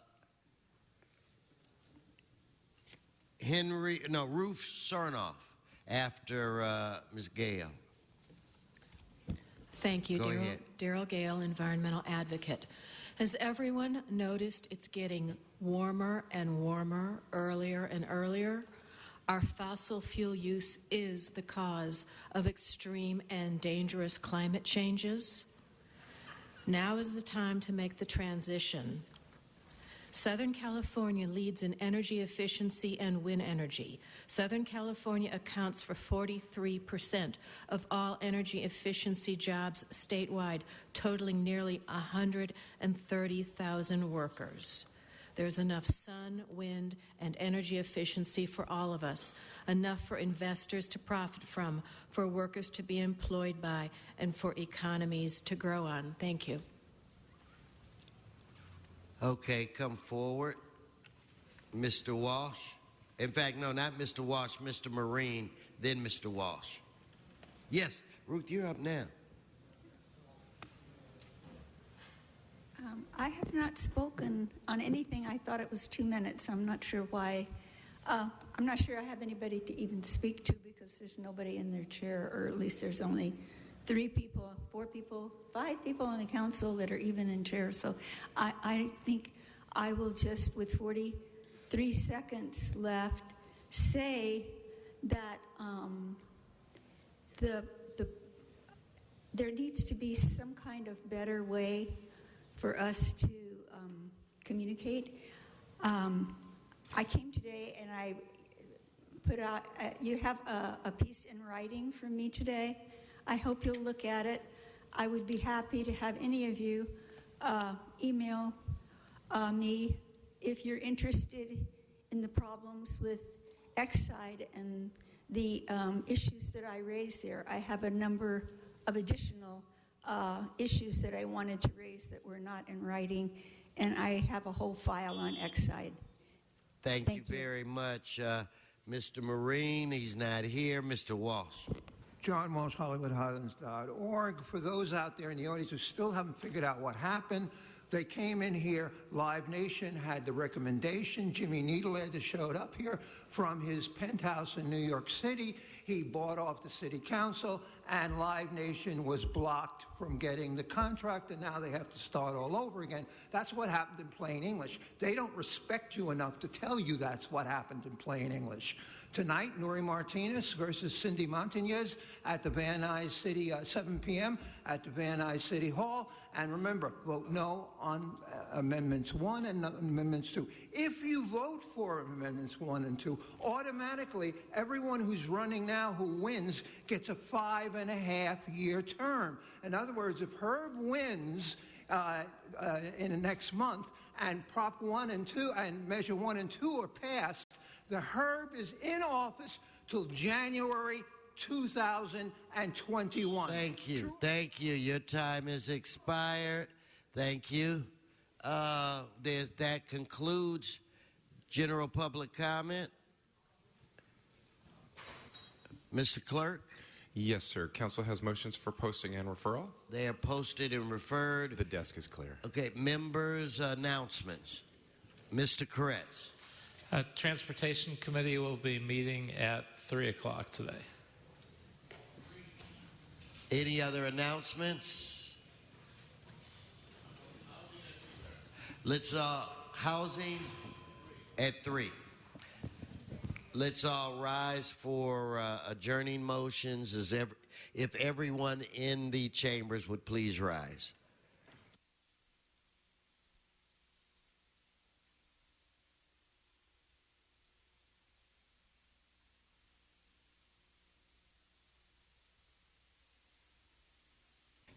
Adjourning to my left.